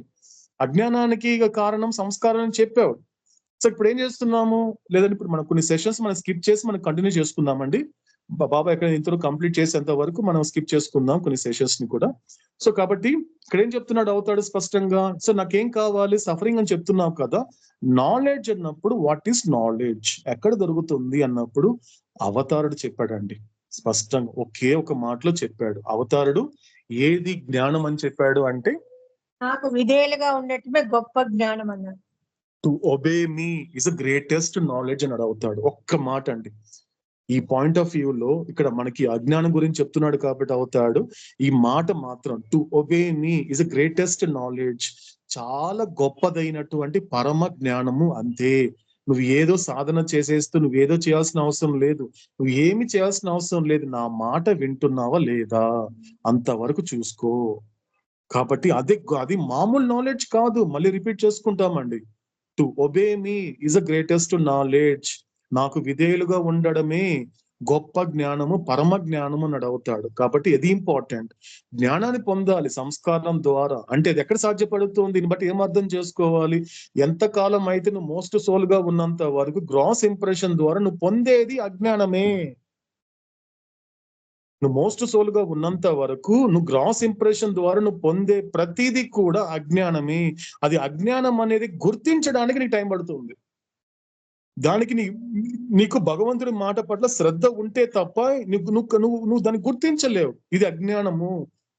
నన్ను నేను పుట్టాను అనుకుంటున్నాను, రేపు నేను చచ్చిపోతాను అనుకుంటున్నాను, నేను బాధపడుతున్నాను, లేకపోతే వీళ్ళు నా వాళ్ళు అనే భావన కలుగుతుంది. ఇదంతా కూడా అజ్ఞానమే అనే నువ్వు గుర్తిస్తే తప్ప నీ ఆధ్యాత్మిక మార్గం మొదలవ్వదు. ఇది చెప్తున్నాడు అవుతాడు. కాబట్టి సో ఫస్ట్ నుండి 4th పేరా వరకు కంప్లీట్ గా వాట్ ఈస్ ఇగ్నోరెన్స్ అనేది మనకి స్పష్టంగా అవుతాడు చెప్పడం జరిగింది. ఇక మనకి 5th పేరా నుండి 8th పేరా దాకా తీసుకున్నప్పుడు ఏం స్పష్టంగా ఏం చెప్తున్నాడు అవుతాడు అంటే, ఇది కంప్లీట్ గా మూడింటి గురించి చెప్తున్నాడు. అంటే మనకి ఒక రకంగా ఎవల్యూషన్ ప్రాసెస్ ని కనెక్ట్ చేస్తున్నాడు అవుతాడు. అంటే ఏం జరిగింది ఇక్కడ అంటే, సాధారణంగా ఒక ఆత్మ ఒక శరీరం అనే దాన్ని తీసుకున్నప్పుడు, అంటే ఆ సంస్కారాలకి అనుగుణంగా తీసుకున్నప్పుడు అది ఏ విధమైనటువంటి భావనలో ఉంటుంది, ఏ విధమైనటువంటి అనుభవంలో ఉంటుంది అంటే, తనకు తాను నేను ఆ యొక్క ఫామ్ ని, నేను ఆ రూపాన్ని. కాబట్టి సంస్కారాలు చేసే పని ఏంటి, ఐడెంటిఫికేషన్ చేస్తుంది. ఇక్కడ నుంచి మనకి ఎక్స్ప్లెయిన్ చేస్తున్నాడు అవుతాడు. ఏం చెప్తున్నాడు, ఎవల్యూషన్ ప్రాసెస్ అది స్టోన్ లో ఉన్నప్పటి నుండి కావచ్చు, లేకపోతే అప్ టు అనిమల్ దాకా కావచ్చు, ఏది తీసుకున్నా కూడా ఇక్కడ ఏం జరుగుతోంది పూర్తిగా అన్నప్పుడు, అవి శరీరాలు తీసుకుంటున్నప్పుడు అది కంప్లీట్ గా మూడింటితో కనెక్ట్ అవుతుంది. ఒకటి ఫామ్, 2 ఫిగర్, 3 షేప్. అంతే కదండి. నామరూపాలు అదే కనిపిస్తుంది మనకి. రకరకాల పేర్లు, జంతువుల పేర్లు మనకు కనిపించవు, కానీ మనుషులు మాత్రం వచ్చేసరికి నామరూపాలు కనిపిస్తూ ఉంది. కాబట్టి అదంతా కూడా దేనికి సంబంధించింది, గ్రాస్ బాడీ. ఆ తర్వాతకి వచ్చేసరికి ఎలా ఉంటుంది, సటిల్ బాడీకి వచ్చినప్పుడు తనకు తాను ఎలా ఎక్స్పీరియన్స్ చేస్తాడు సంసోలు, నేను స్థూల సూక్ష్మ శరీరాన్ని. ఇకపోతే ఫ్యూకి వచ్చేసరికి నేను మానసిక శరీరాన్ని అని మనకి కనెక్ట్ చేస్తున్నాడు అవుతాడు. సో లాస్ట్ కి వచ్చేసరికి ఇక్కడ పేరాకు వచ్చేసరికి 9th పేరాకు వచ్చేసరికి ఏం చెప్పాడంటే అవుతాడు, మళ్ళీ ఇక్కడ 3వ సందర్భంలో, థర్డ్ అంటే ఈ యొక్క ఫస్ట్ ఆ స్టేట్స్ ఆఫ్ కాన్షియస్నెస్ లో చెప్పినటువంటి ఒక థర్డ్ అంటే అకేషన్, 3వ సందర్భంలో సంస్కారాలని మళ్ళీ పరిచయం చేస్తున్నాడు. మళ్ళీ ఆ సందర్భం తీసుకొస్తున్నాడు అవుతాడు. ఇక్కడ ఏం చెప్తున్నాడు, it is only because of impressions that the soul without form, the infinite soul experiences that it is veritably a gross body or subtle body or mental body. కేవలము ఈ సంస్కారముల వలననే ఈ ఆత్మ అంటే ఎటువంటిది? రూపరహితమైనది, అనంతమైనటువంటి ఈ ఆత్మ తనను తాను నేను స్థూల శరీరాన్ని, సూక్ష్మ శరీరాన్ని, మానసిక శరీరం అనేటువంటి ఒక అనుభవం కలుగుతోంది వాటికి. ఇదంతా దేని వల్ల జరుగుతోంది? It is only because of impressions. దీన్ని మన లైఫ్ లో కూడా ఆచరణాత్మకంగా కనెక్ట్ చేసుకుంటే, నా జీవితంలో ఏదైనా జరిగింది అంటే ఇదంతా కేవలం నా సంస్కారం వల్లనే జరిగింది.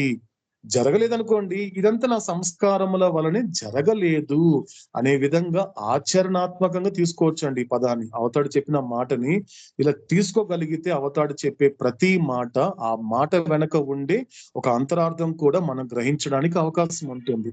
కాబట్టి ఇదంతా కూడా కేవలము సంస్కారం వల్ల మూలమే.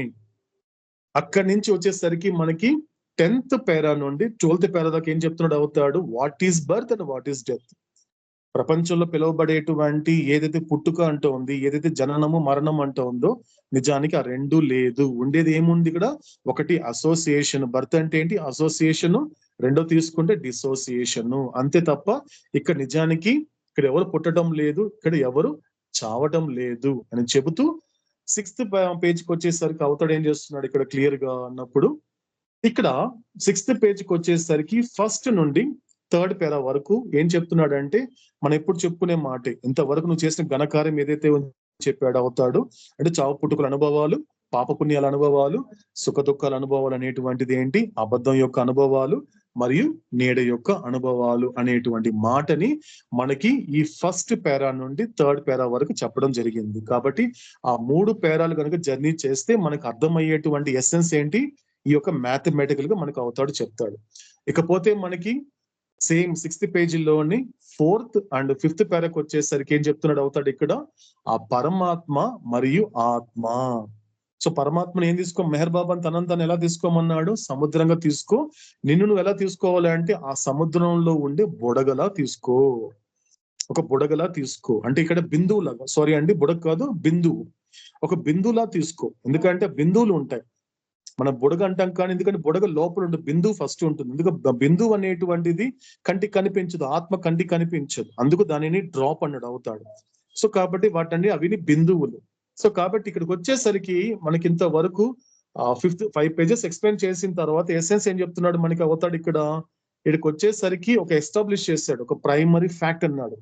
ఉన్నటువంటి ఒక ప్రాథమికమైన నిజం ఇప్పటి వరకు అంటే 5.5 pages కంప్లీట్ అయిన తర్వాత అవతాడు ఏం చెప్తున్నాడు? ఒక ప్రైమరీ ఫ్యాక్ట్ అందిస్తున్నాడు. ఏంటది అన్నప్పుడు, నువ్వు ఆత్మగా ఎక్కడున్నావు? పరమాత్మలో ఉన్నావు. ఇది ప్రైమరీ ఫ్యాక్ట్ ఇన్ స్పిరిచువాలిటీ.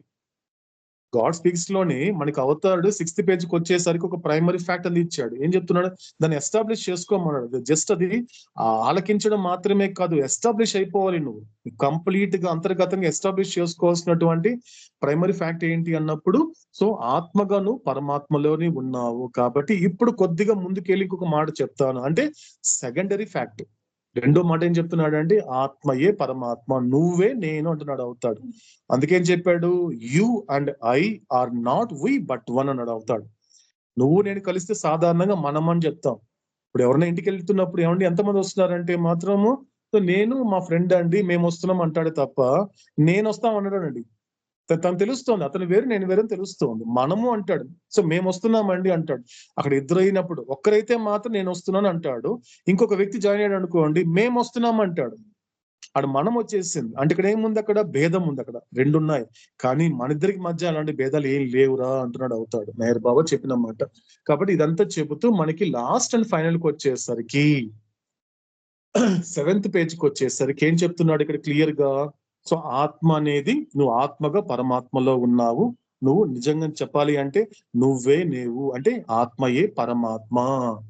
కానీ ఆత్మలో ఉన్నప్పటికీ అంటే ఆ పరమాత్మలో ఆత్మగా పరమాత్మలో ఉన్నప్పటికీ అంటే ఆత్మయే పరమాత్మ అయినప్పటికీ కూడా కానీ నేను పరమాత్మగా జీవించలేకపోతున్నాను.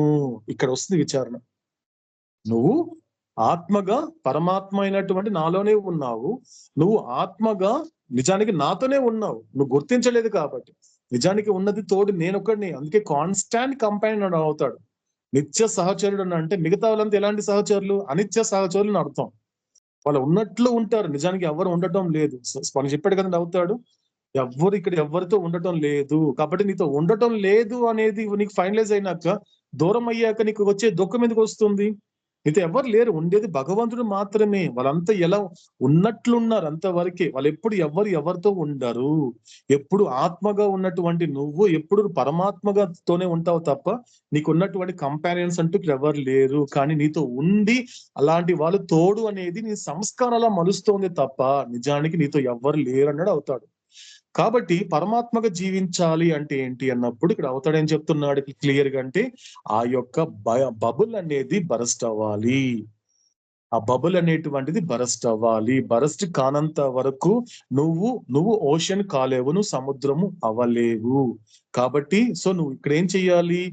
Ocean minus bubble equal to ocean. ఇక్కడ మైనస్ అంటే ఏంటి? బరస్ట్ అవ్వాలి, మైనస్ అయిపోవాలి. అందులో నుండి నీకు నామరూపాలు ఏదైతే ఉన్నాయో అంటే బరస్ట్ అంటే ఏంటి? మళ్ళీ సంస్కార భాష చెప్పాలి అంటే సంస్కార రహితం అయితే తప్ప నువ్వు ఈ విధమైనటువంటి ఈ ఆత్మ సాక్షాత్కారము.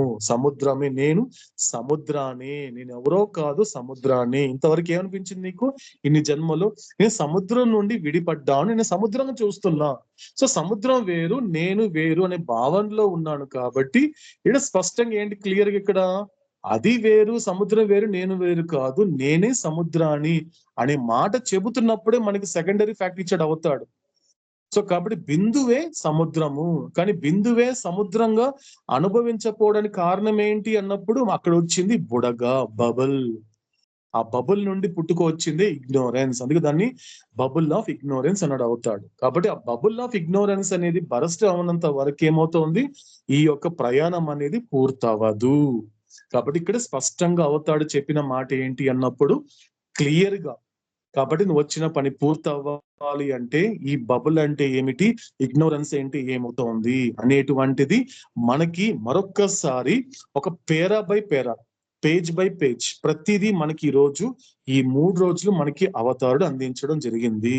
కాబట్టి రేపు ఎక్కడైనా జర్నీ చేస్తున్నప్పుడు అది బుక్ లో కావచ్చు, మానసికంగా కావచ్చు, పలానా పేరాల్లో ఏం చెప్పాడు అవతాడు అనేది ఎప్పటికప్పుడు మనం కనెక్ట్ చేసుకుంటూ ఆ ఫింగర్ టిప్ లో అంటే గ్రిప్ లో పెట్టుకోగలిగితే అవతాడు చెప్పే ప్రతి మాటని కూడా మన ఆచరణాత్మకంగా మన నిత్య జీవితంలో కూడా ఒక భాగంగా మారగలగాలి.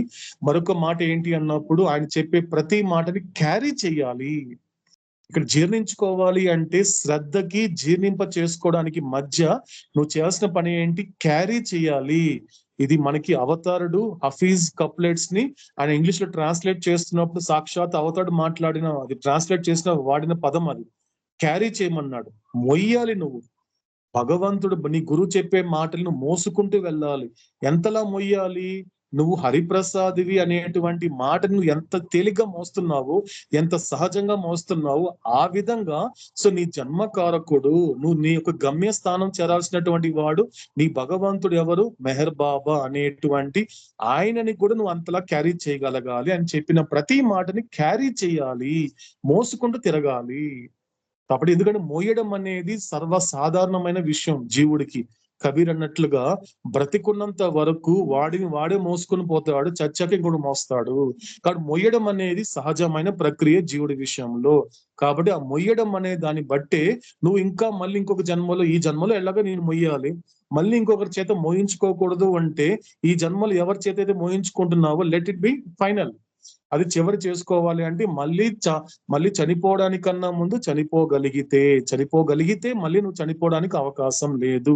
అదే జన్మరాహిత్యము, అదే సంస్కార రహితము. కాబట్టి ఇంతవరకు మనకి అవతాడు చెప్పినటువంటి ఈ యొక్క స్టేట్స్ ఆఫ్ కాన్షియస్నెస్ అనేది ఇది ఈ రోజు మనకి RRR అంటే మనకి ఒక రీక్యాప్ కానీ రివిజన్ కానీ రిపీట్ అనేది మనం చేసుకోవడం జరుగుతోంది.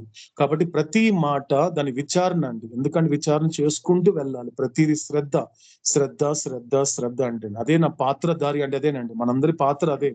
ఆలకించే శ్రద్ధ నీదే. ఏం అడగటం లేదు ఆయన. ఏం కావాలో చెప్పు, నేను వంటింట్లోకి వెళ్ళి నీకేం కావాలో చేసి పెట్టి నేను తీసుకొస్తాను. వాళ్ళ కూర్చోచ్చాలి నాకు ఈ జన్మలో.